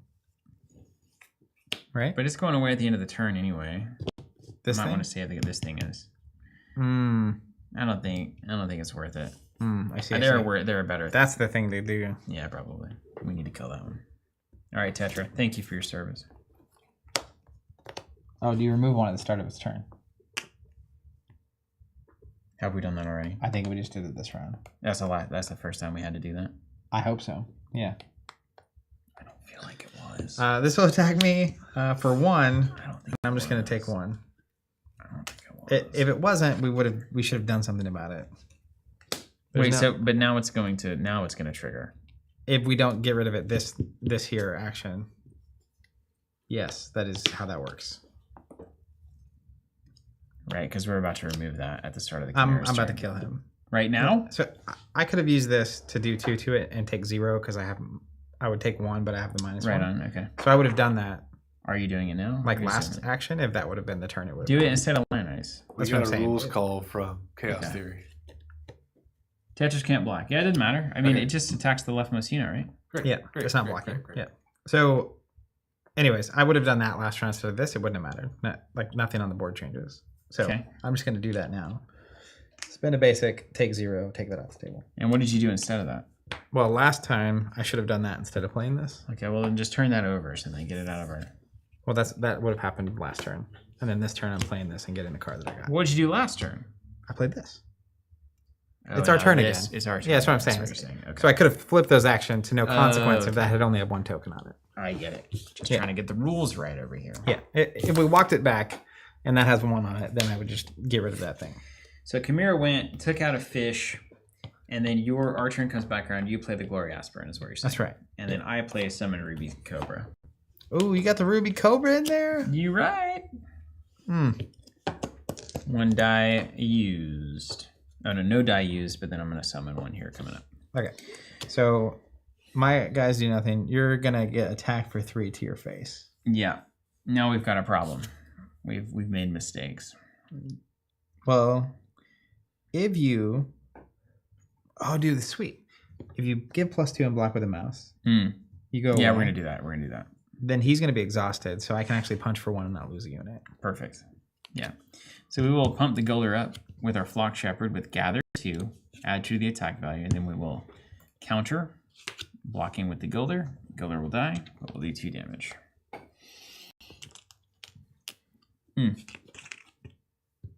Unstoppable. Yeah. And then he's now exhausted. So now we get free reign. Yeah, now we're unstoppable. So do you have any attacks left? Yeah, you can. I'm about to have a Cobra. My turn, I'm going to summon a Cobra. What's... I think it only does 1 damage, though. That's 0 attack. But it has Intimidate 1. When it's declared as an attacker, add 1 to its attack value for the remainder of the turn. And then choose a target opponent, discard 1 card off the top of their draw pile. Is it going to be them? It's going to be them. That's right. Okay. Well, as my action, let's play a Terra Hatchling. When I do, I get another Ooh, Herder to Hatchling. Man, you're making a little dragon army. A little dino army. So that's my action. Chimera can't do anything. Back to us. Just like that, huh? Mm-hmm. Well, that's easy. So I can take my Cobra and do 1 there. I can take my Flock Shepherd and do 1 there. Or I can do a 1/1 here. I mean, it's just numbers at this point, right? Yeah. Oh, don't forget about the guard rolls. I feel like we've missed 1 or 2. We haven't attacked. You attacked that? No, I didn't. Yeah, I countered. That's right. We haven't missed anything. We haven't missed anything. All right, Zach, I've got 2 damage on the board. Where do you want to put it? How much damage you got on the board? 2. Wow, we're some real heavy hitters here. Yeah. What is the most problematic? I mean, having these little weenies on the thing is not bad. It just gives us time because they won't fill the slots. You know? I feel like this guy is good to get rid of, specifically. Yes, I agree. But he's 3, so he would take 3 of our. I think it's got to be this and this. We take the 2/3 attacks off the table. But we only have 4 damage between us. Yeah, he only has 1 life left. Oh, right. Let's do it. All right, so let's do this and this. All right, so Ruby Cobra here. Blood 2. Oh, wait, we got guard rolls. Hold on. Before we get ahead of we ourselves. start there. Start there. Yeah. Ruby Cobra, Intimidate 1. Oh, he discards a card, right? Yes. Got him. And the kill is in. Boom. 2 blood. Because technically we can fatigue him, right? Yeah, technically. Did we discard? Did you discard? I discarded, yeah. 2 blood coming in as damage, so we get 2 right here. All right, then I will attack for 1 here. And if any of these miss, I'll go for this guy instead because he only got 1 life. So 1 damage. Very nice. And exhaust. Now we're in, though. Now we're in for $1 and for a dime here. Then it's over to us. If this second one misses, I think it makes sense for someone to try to take this off the board instead. Flock Shepherd. But just Horde. don't miss. Never didn't have it. 2. Okay. Attacking now this here. is the guy you want to be making the call, right? Oh, we knew. No. We knew it was happening. Okay. So, you want to do the... You don't have any other shots? That's it. No. Hand me the... I just can't believe that happened. I don't like it. Get to believe in it. You want to do end of round procedure? Because there's something bad that happens because these guys stayed. Yeah, okay. Let's look at it. End of round. The first player token passes between the player and the Chimera, so the Chimera becomes the first player. Mm-hmm. When the first player token is passed the Chimera, point it to the player who did not have it, etc. Recovery phase is what we do first. Recover as normal for us. So any recovery. Oh, I've got recover 1 here. That's nice. Remove exhaustion. This unit is discarded. Exhaust dice as normal. So these bad boys come back into party. Yee! Place the red reins. Place 1 on the Chimera. Oh no. Ultimate. Uh-oh. And then it says, resolve the ultimate card if applicable.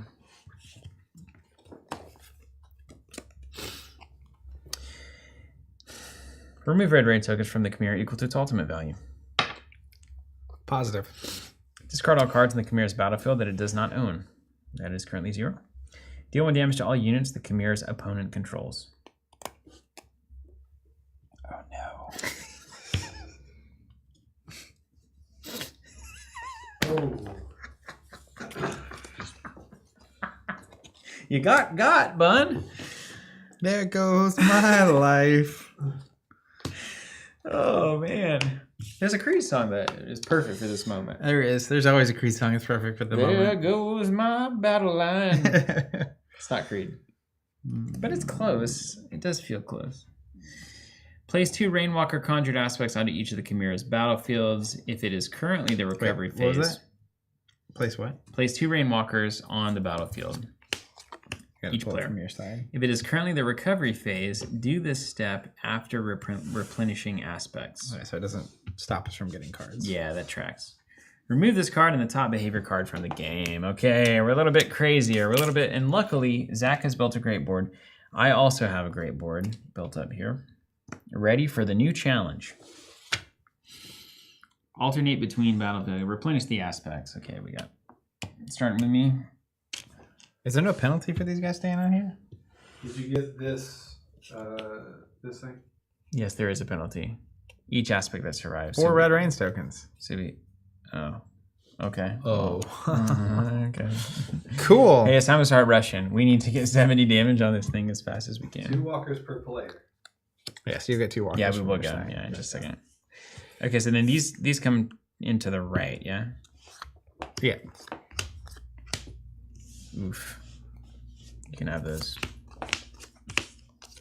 And then these rainwalkers also come into the right. That's right. That's right. Right to the right. We're off the board. We need to get back on the board. Give me the top down, Jonathan, if you would. Oh, sweet. This card's so cool. I wish I was playing Demona. It's okay. The horde is expanding. Yeah, it makes sense. We're good. Everything's good. There's a problem. Okay, we've replenished everything. We've replenished our assets. We've replenished status tokens. Anything on the board have status tokens? No. And we pass over to the Chimera. Of course, we draw all of our cards, etc. We've got our dice. Yeah, the Chimera goes first this time. Yep. Doot-dar. This is for you. At the gates is an end of round effect. At the end of the round, we also put a Rainwalker in there. So we only need twice, actually. 9 damage. Wait, you get 2 more? Yeah, because at the gates, they're at the gates. So then they walk in the gates. Oh. Cool.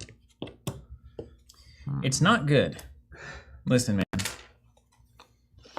I definitely feel like this turned over a little bit whenever... I rolled 4 of the tokens all at the same time. Yeah. Multiple times. Yeah. That's a problem. Oh, these come into the left. Oh. At the gates puts them on the left, and then these put them on the right. That's thematically fun. We might just lose. Yeah, we're going to lose. I'm not worried about it. 1, 2, 3, 4. Oh, don't worry. I have the Huntmaster and the Raptor Herder. Boom. I'm winning. I mean, I'm going to have 8 things in. They're first, so roll these things. Hope it goes well for you. Oh, hey, we could get somewhere here. Dude, we're about to get somewhere. I like the sound of this. Optimism returns. Perfect. What's an 8 do now? Wait, we drew it up. Target opposing player must place 1 wound token on their Phoenixborn or rightmost unit. We're going to choose the Phoenixborn. Of course, we need board presence more than we need life.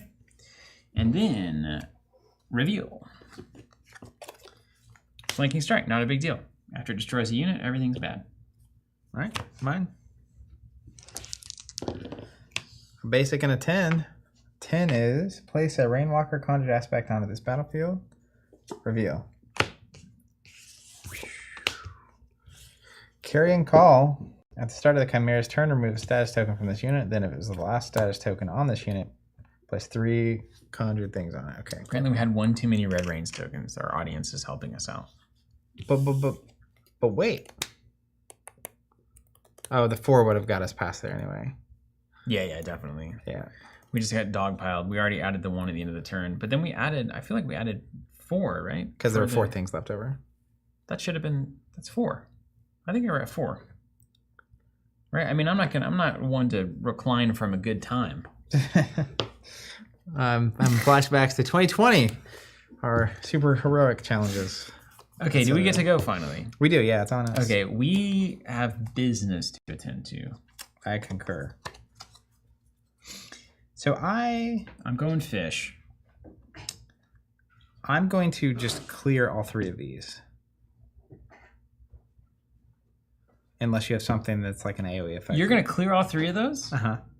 What kind of crazy card do you have? Magic. Okay. Yeah, please do that one. All right, so we're going to Fork Lightning. Choose 2 target units an opponent controls, but I do deal 1 damage to each. So 1 damage here and 1 damage here with Fork Lightning. So it's going to be Blood 3. Okay. That was a side action. And then I'm going to use Odette's ability.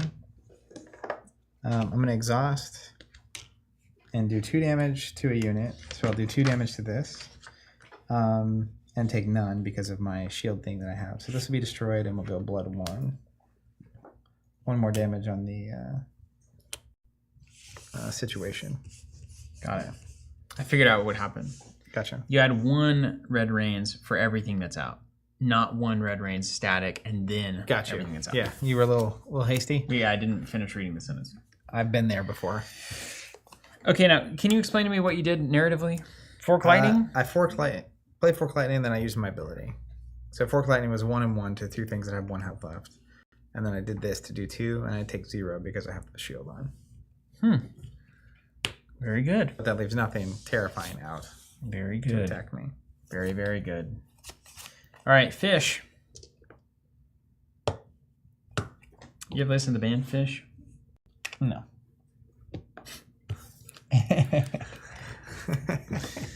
Cool. Have you? Oh, yeah. Favorite Fish song? They're all the same, man. I don't know. So, It's just like the guitars and go on for a while. is it like a It's always underwatery kind of sound? No, it's always been on around me.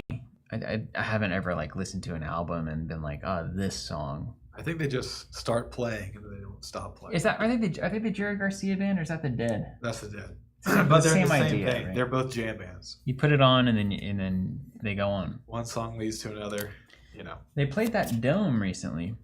Oh, In Vegas? The Vegas makes cool. Dome. The yeah. Sphere? Mm-hmm. Okay, have we done it? Your turn is done. And my turn did is my done? thing. Yeah. Hold on. I may need to meditate before things get weird. Oh yeah, let's meditate a little bit. How about 2, 3? I need 3, so I'm gonna drop 3 off the top rope here. Please no tsunami shots. Great. Oh, but 2 Rile the Meeks. Yikes. That doesn't spell good news for us. Sorry. It's a card game. Randomness is a part of it. Okay. Excellent, excellent, excellent. And now we're ready for the bad stuff. Do you want to roll first? Do I roll first? You roll first. As a matter of principle. Do this Rainwalker's attack. It's bad news. Burritos there. 5. Reveal attack with the rightmost aspect. Well, there it is. Unless the rightmost aspect attacks your face. You're fine. Yeah, but that's all 4 of them because they all attack together. Oh, and when it comes into play at the end of the round, and at the end of the round, place 1 on. So there's a 5er coming at me. But they're all attacking and going away. That's right. And so we take care of it instantly. They just take 5 and they go away. Yeah. I mean, yeah. That's right. I mean, it doesn't cost me anything to counter. You don't even need to counter that. You just let them attack and die. I know. I'm just making sure. Because Flock Shepherd gives me 2 to the attack value of these guys. So we could, but they need to. So I take 5 and die. Sacrifices must be. What's your total health? I have 8 of 17. 8 damage of 17. 9 left? 9 left. Early game. Tons. Life's a resource. Plus, who can get past this hair? Yeah, that's right. Over to me. I think I'll grow it out. I think I'll finally go for that for Halloween, maybe. I would love if you attempted to grow your hair out. I could wear a wig. I think I'm going to wear a wig at some point. That would be good. Maybe it's the board game bro situation. It's just like, I don't know. Why not? I'll wear a wig. Everything's fake these days. When in Rome, right? 4. Attack if able, if not reveal. Okay, so these guys will attack me. I'll take 3 and they go away. 7. Clear that board right up. Yeah, nice. Okay, we're back to the good stuff. Back to us, yeah. Back in black. Nothing to do with all my power. That's I'm gonna play Glory Aspirant for a basic. Search my deck for something with a lion on it. Where's that raptor? Oh, there it is.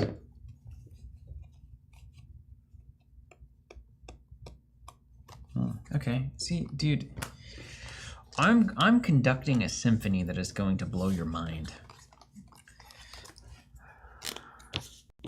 Would it blow my mind like a fish song in the sphere? There's some people who stayed up their whole lives for that show. For the fish concert in the sphere? Yes, it's like they got a lifer thing going on. Hey, I side note, talking about music now. The predicted increase in negativity around one Taylor Swift is being delivered on. I don't know if you've been following that or not. I haven't been following it at all. Yeah. Right on time, right as I expected. Why are we negative? What's the deal?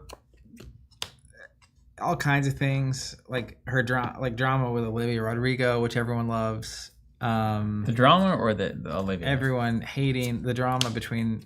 There's like apparently some Olivia song that her legal team was like, "Hey, she should have a writing credit on this." It's not similar enough.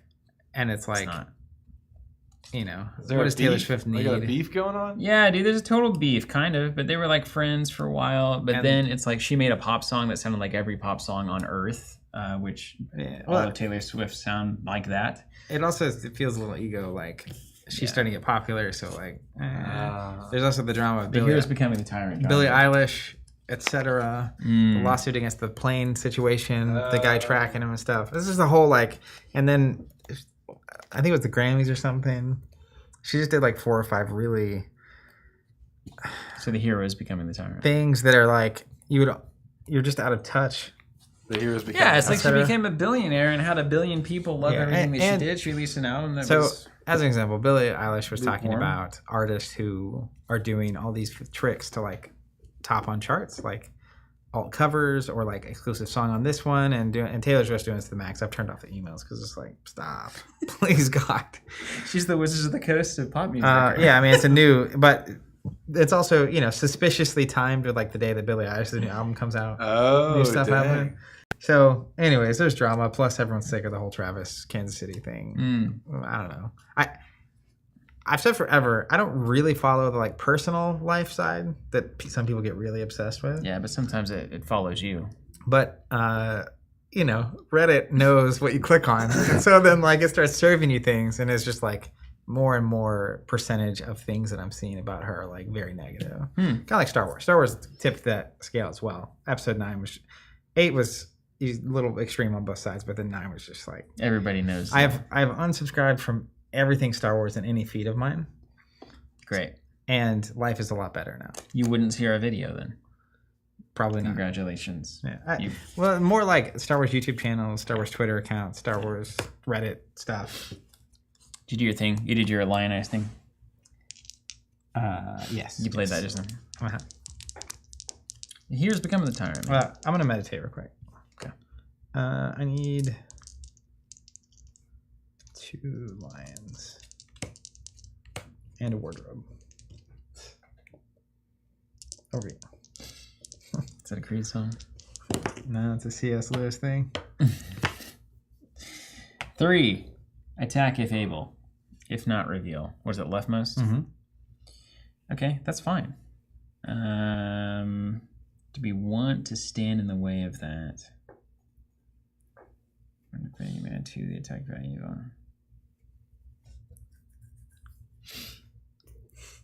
Yeah, I'm taking that to the face. Life is a resource. Life is a resource.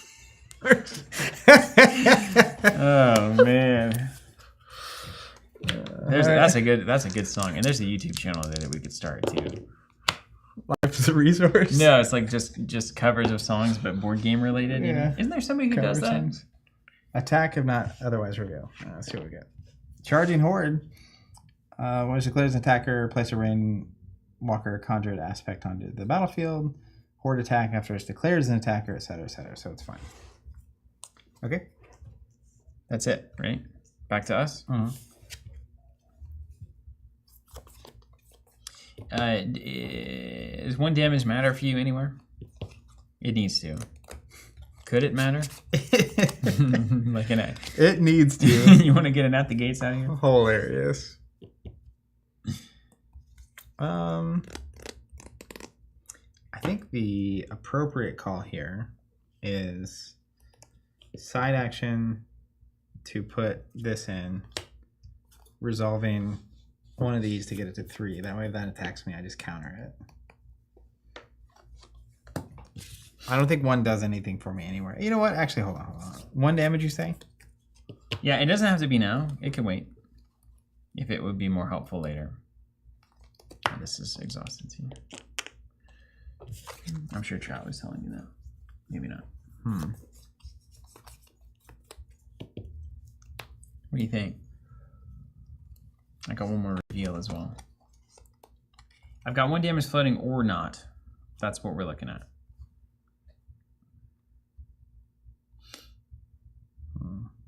That's what we got.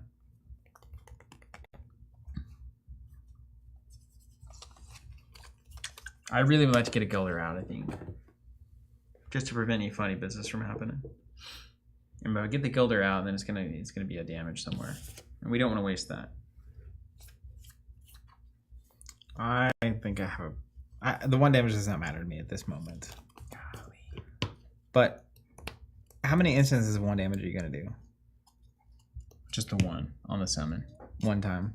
On the main action. Is there something particularly nasty you would not like to see him play? I can wait. I'll just wait. Okay. I'm gonna play a Cobra. Ruby Cobra. Coming up. And then I'll pass to you. Okay. I'm gonna activate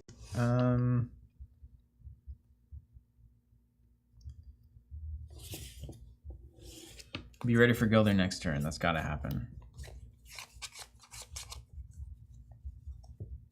Life is a excuse me. Beautiful. Excuse me. It's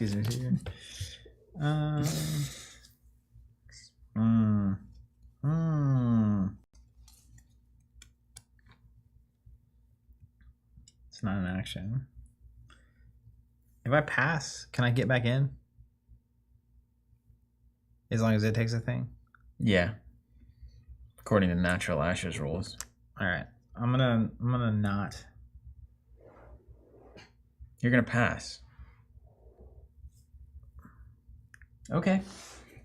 Trust me. All right. It's the right thing to do. Yeah, okay. All right, I believe you. Big money, no whammies. Big money, no whammies. 11's not as bad as 12. Oh, 12. Place a Rainwalker onto this battlefield. It's going to go to the right. Cool. And then reveal. Beautiful. All right, we'll be done. Heart Pierce. When it declares an attack, you deal 2 to the rightmost unit. Okay, easy peasy. That's a classic bun roll right there. Oh, yes. Absolute classic. And then a 9. What's a 9? Target opposing player must place 1 wound token on their Phoenixborn or rightmost unit, and then reveal. I'm gonna put it on my Phoenixborn. I'm gonna reveal. Charging Horde. Declares an attacker, place a Rainwalker, and then they all attack together. Okay, cool.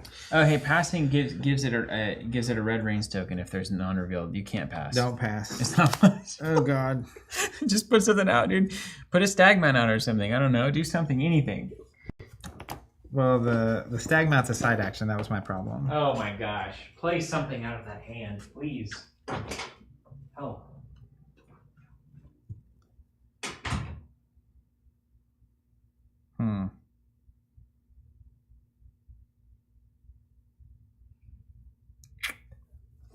Okay. Here's what I'll do instead of passing. I will activate this. We'll use an angel and a basic to play the shiny stag mount. We'll resolve one of these dice for free. Make it a 3. I'm going to attempt to attack the charging horde.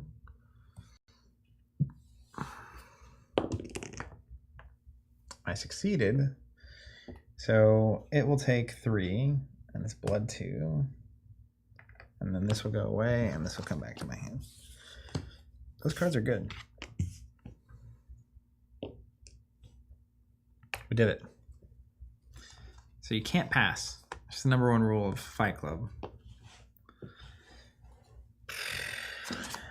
Steven's board compared to mine is amazing.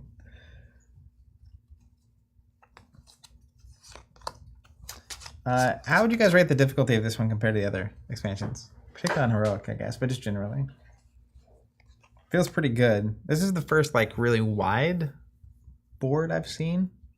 Most of the other ones were just the kind of 5 and done. Conjurations for the Chimera make a lot of sense.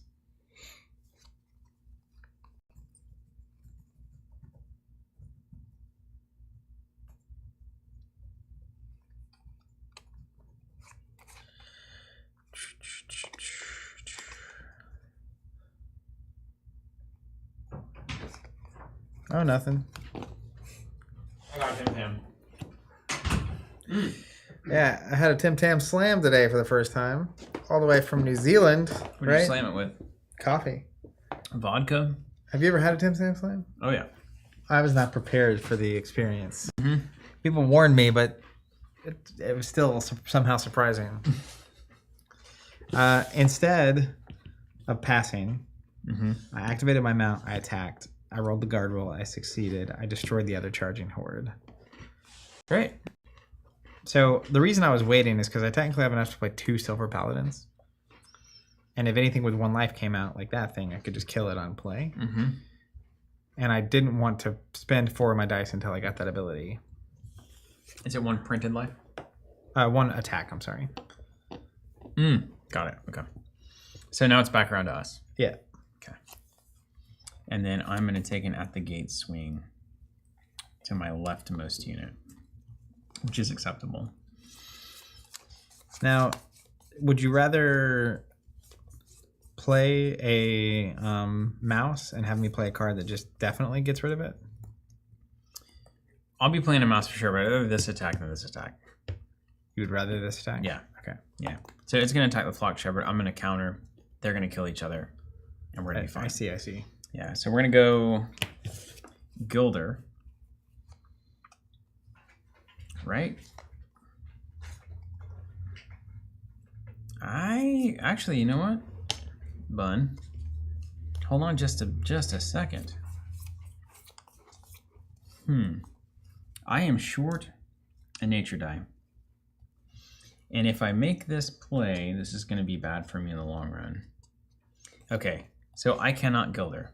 In fact, no Gildering will be happening today. That's fine. I'm going to play a silver paladin. Okay. Here, and here. When I do, I'm going to destroy this. And then if I destroy a unit an opponent controls during my turn, I can choose a divine die in my exhausted pool and resolve it. Okay, I see. That's nice. That's a 4/5 right there. He's a beefy boy. Okay. Zach's beefy boys are back. Okay, so then I see. Next up, I get to play a spell. Check this tasty number out. I'm going to play Ryle the Meek. Each unexhausted unit with a printed attack value of 0, I deal 1 to a target unit an opponent controls.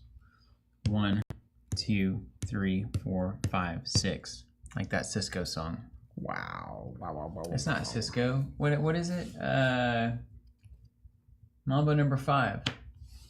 Who is that? What is your battlefield size? 8, 9? Holy yeah. smokereenies. Okay. Yeah, 9. What's a Cisco? I'm riling me. A little bit, Mambo number 5. A little bit of Monica. Yeah, in but my life. it's not Cisco. He did the thong song, which was around the same time. I know the songs. It's Lou Vega. Dude, I don't even know who Fish is. Lou Vega. About wheeze that Tim Tam into the next universe, dude. Did you ever wonder where the fish food flavor for Ben & Jerry's came from? No. Well, that's on you. That's all I got. I'm going to rile them here and here. 3 here, 3 here. All right. How many blood? 4 blood. We basically already won, man. I think we've turned it around, honestly. You can't rile them that well and then We're lose. at 31. Nearly halfway there. Living on a prayer. That's crazy. That card is insane. Cisco did the thong song. Yeah. Thong, thong, thong. Look at what's happened. It's I know. just like what you did. We're earlier. winning. Okay. Remember when this used to be a thing that searched out a maester in Thrones at the gates? Oh, yeah. Everybody ran that card. I was like, what is he talking about? Everybody ran that card. Okay, so this is going to activate against me. I'm going to block and counter. I'm going to defeat it and take 3. My recovery is a whopping 2 Yes, you're in good 5 shape life, there. so he's great. I love that. So this goes away, and we have blood 2 happening. Blood 2. Never gets old, does it? At the gates, they're going to swing in a flock shepherd. Flock shepherd is sadly going to die. Beautiful. But 1 on the way out. Don't hate it. Okay. Just so you're aware, I have a spell I need to use that does 1 damage and 1 damage. Oh, it has to be 2 different things. I mean, put 1 there and 1 there. Or is it our turn? It is now, yeah. Okay. So let's play. Actually, you know what? Let me. Yeah, that's actually accurate. I'm gonna pay 1 for Glory Aspirant and go get a lion thing. And let me tell you what. Hold on. Where are you at? And so now, after they're all exhausted, we just do whatever we want. That's right. This is crazy. We're gonna wipe them up. I know. It's over. It's basically free. Now remember. Yeah. So I'm gonna play there, and then that's my action. Did we miss a guard roll somewhere? Oh, sorry. No, I blocked countered. it. We're playing clean as a whistle. I'm gonna spend here, and I'm gonna do 1 damage here, 1 damage here. Cool. So then blood 1 happens when that goes away. What's that card? Fork lightning. She's so cool. Mm-hmm. So 6 times 5, that's 30 right there. Whew. Woo! It's feeling good. We are literally 1 damage from halfway there. Ruby Cobra is going to swing 1 at the gates. Do you have to guard roll? Oh my gosh. Who read the rules now? If you summon the Gilder, you can just get rid of it. I can't summon the Gulder. You can poke it with a frog. I don't need the. I need the frog. You're gonna do something crazy. Just don't miss. Didn't miss. Take 2 in return, right? Yeah. Blood 1, baby. Blood 1. Okay. Thank you. All right. Then it's all exhausted, so it comes back to us. I'm just gonna swing 1 at the Chimera. Mm-hmm. All right, I'll do use ability to give group tactics 2.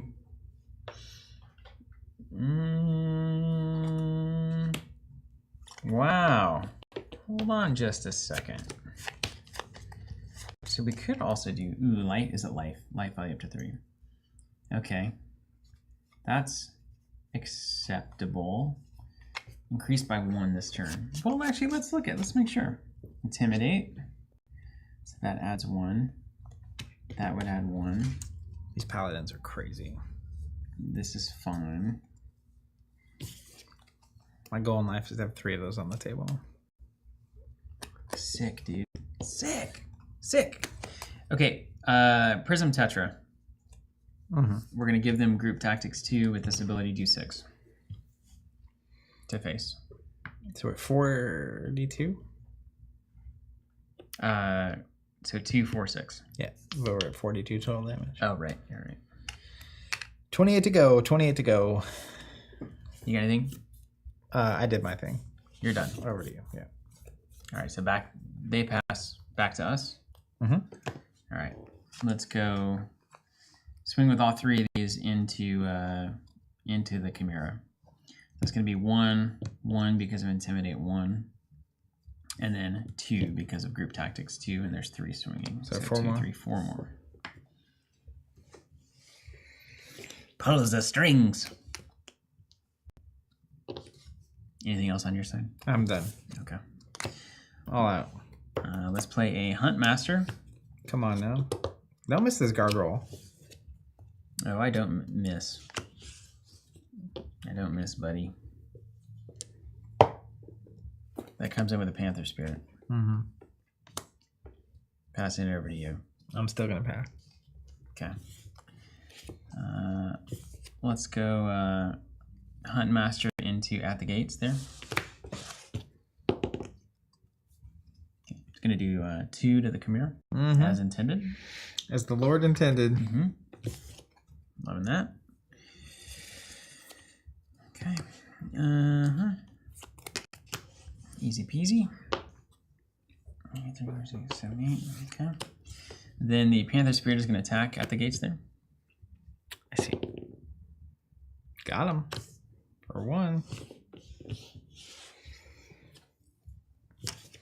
What does the time die do? The power die add a status? All right. Does that matter to me at all? Oh. Oh, this comes in with... Ah, there we go. So that kills it. I see. Remove 1 status token from this unit. I wanted to type 1 in the target unit. You did that. So Panther Spirit would do 2 to the Chimera, and then Hunt Master would swing either direction. It's 2 damage. Blood 1 on the... Blood 1. I got you. Because I actually am going to use that. That's crazy. I get to use that ability. Side action. Let's put a status token on here. And then let's play a Rose Gardener for my last die. Ship it. And then let's swing for 1 into the Chimera. So we're at 50 damage out of 70. And then we got fleeting. Fleeting. Doing the recovery step? Yeah. I'm going to run it through properly. Okay. Remove exhaustion. Did it.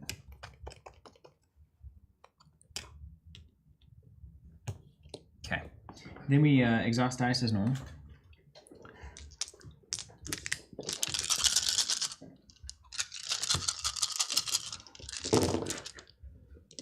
They're absolutely just... What up, Sasha? Just absolutely crushing, dude. I rolled lots of angels, no lions. What's new with Ashes, Sasha? We've got the newest expansion on the table. For Ashes, this is Siege of Lordswall, PvE expansion. Place red drains for each aspect. There is none. Replenish the aspects. Add face down to the battlefield. Okay, so what happens when we fatigue? So the first time we flip this over, we reshuffle. Next time they're in the Next pain. time it'll be a problem for them.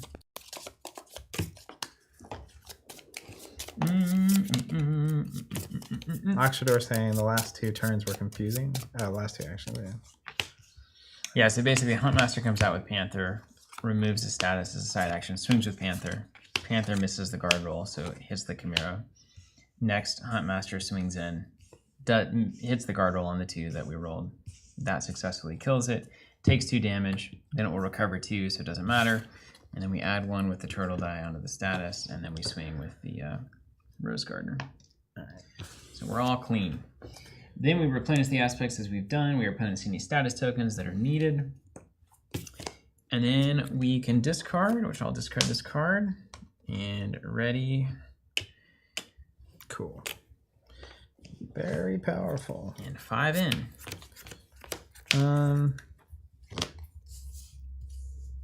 Let's go side action here. Angel and a basic.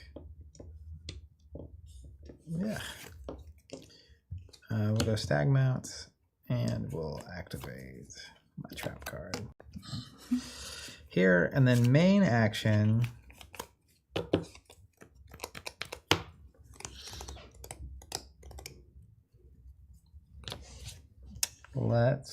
This would have been in this order. Yeah. Think about this. Look at this sweet battle line I've got. I love this battle line. Yeah, it's a very Ashes battle line. I'm just gonna. That's not a good idea. There's nothing out to harm. Let's just kill the thing. I mean, how much do we have left? I'll swing it in for 3. So we got 6 times what? 8? 48 plus 5? What is that? 53? Mm-hmm. So 27 to go. 27 to go. That's actually a lot. Yeah. Still. I mean, we can do that much in a single turn, potentially. 6, 7, 8. I think it's fish time. No, I'm gonna play smarter. Boom, boom. Oh, I need that. And boom. Let's go. What's the horsey? That's the, yeah. Let's go flock shepherd here. That gather ability is too good. And then die of fate. Turn, turn, turn. 3. Hey, that's the best roll you've had all day. Attack if able, if not reveal. Heart, pierce, nothing. It's a bad one. Place a rainwalker onto the battlefield. Not that bad. Comes over here. And then reveal. Garen call. Start of the Chimera's turn. Things are gonna get bad. Beautiful. Over to us? Over to us, yeah. I'm gonna play a paladin. Here. I'm gonna destroy that. Perfect, dude. 1 blood. 1 blood. It's perfect. Yeah. And no side action. There's that action. Okay.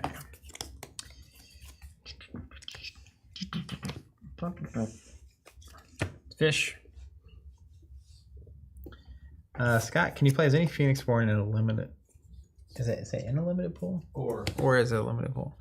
Yeah, you can play any Phoenixborn. And technically, Phoenixborn are not associated with any magic type either, so you can play any cards in your deck that you wanted. One of the really cool things about this game. I'm full up. All right, bad stuff. 7. What's a 7 do? Target opposing player, place 1 on their Phoenixborn or rightmost unit, and then reveal. We'll do 1 here. Yeah, Paladin can take it, right? Yeah, he's a beefy. Charging Horde. Got him. We will start dealing with problems soon. We're 1 away from, we're like a roll or 2 away from the ultimate, so watch your buckets on that one. Attack if able. Yeah, Rainwalker will attack. Flock Shepherd plus, let's go 2 life Ruby Cobra. Block that. Doesn't have to exhaust for countering. Takes 1 and it's gone. All right. No blood. The zombies don't have blood. Yeah, I attacked that. Okay. Okay. Let's meditate this into a lion. And then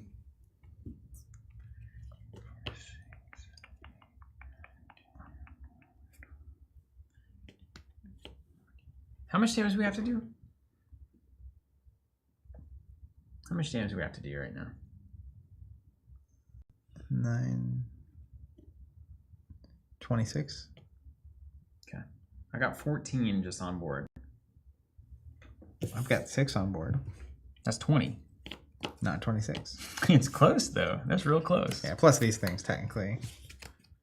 Yeah. We have ways of doing that. Okay. Oh, that puts us right at dead on 26 just in my hand. Well, I'm going to attempt to attack this guy here. We'll see if the counter happens. Guard roll. Let's find out. He guards, does, yeah. so he'll take 3. Hey, that's nothing's lost. Nothing ventured, nothing gained, etc. More of these two. Okay, love it. Over to me. I'm gonna swing to the boat here. We're gonna go Tristan's ability, magnify, and then we'll go Tetra plus Raptor for group tactics as well. 2, 4, 6, 7, 8. We'll call it 8. Let's go. 6, 3 plus 5. Okay. We'll get him out of there here shortly. So we need to do 15 more. 15 more, 15 more, 15 right. more. Rolling bad guy things. Yeah. 12. Yikes. Uh-oh. Place of red rains. Oh, I should have swung with everything. Here comes the ultimate. No! Why was I conservative? I knew that was pending. Remove red rains tokens from the chimera equal to its ultimate value. Discard all cards on the chimera's battlefield it doesn't own. Deal 2 damage to all units the chimera's opponent's control. So this will die. Bounce. I made an error. Error. It's damage. Place 2 Rainwalker conjured aspects onto each of the chimera's battlefields. It is currently recovery phase. It's not. Remove this card and the top behavior card from the game. Where'd you put the other behavior cards? Try her. Or the other, there. I just put them over here, yeah. Ugh. Uh-oh. Does this clear or no? I don't think that clears at all. Okay. No. This is the moment. Okay, how did you get that just now? I rolled a 12. And then you keep resolving? Then I reveal. Yeah. Reroll 4 dice. Oh, come on, Nick. None. Oh, that's what I'm talking about, Mr. Bun. Also good. And we got a 7. Place a Rainwalker onto the battlefield. Reveal. Flanking strike. I'm not scared. Okay. Understood. Here, I'm just going to do this while we're here. We need this, and these two. Let's do these two. Okay, I think we've made a different decision then. 15. What does this guy do? Hold on, I need to check this card. Did place 1, preach sadness. Okay, that's a 3 damage. That's gonna be I was out of wound tokens. It's gonna be more than this that. is a wound. Actually, heads up, Oxidor though. I'm gonna use what I've got on the board. Side action, remove a status token. Swing Flock Shepherd for 3 or for 2 into face, I think. We need 15. All right, doing face. Boom.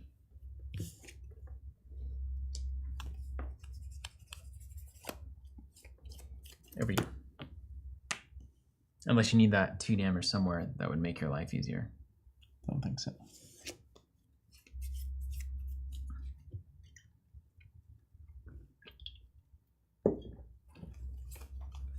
Suddenly, it's not so easy.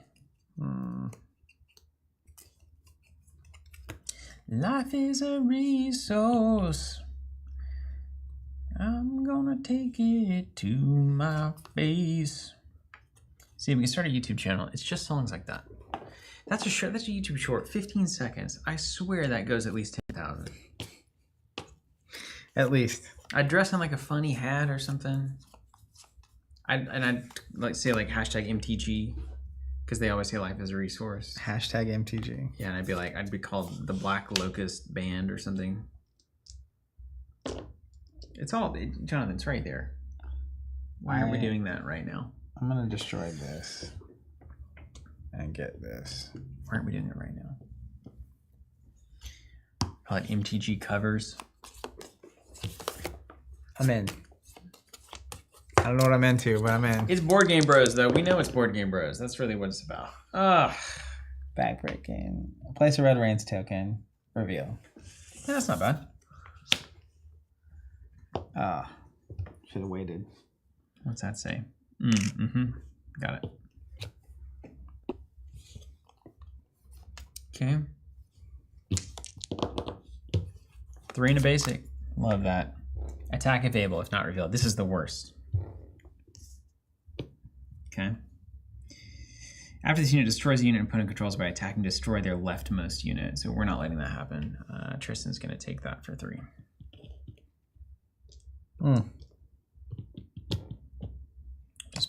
We're just out. You want to do a status token? No, the dice. The dice shall do Right. it. I'm at 13. All right, back to us. This guy's got to go. Yeah, I can get him. Yeah, I have the perfect deck, so I just exhaust. How much do you do with that? 2. Okay.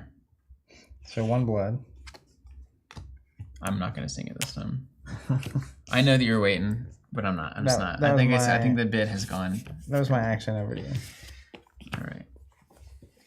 Let's play a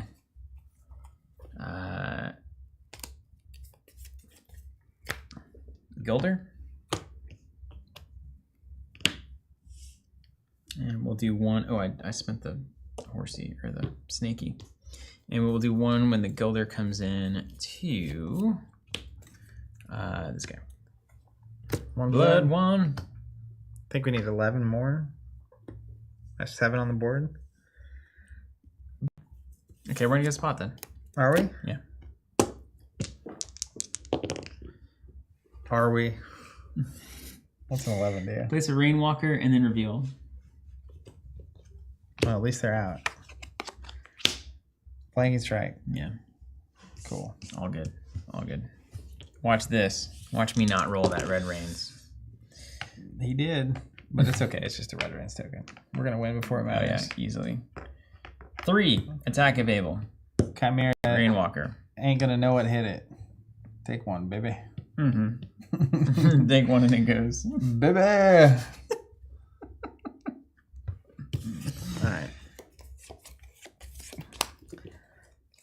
All right. I'm just gonna swing for 7 over.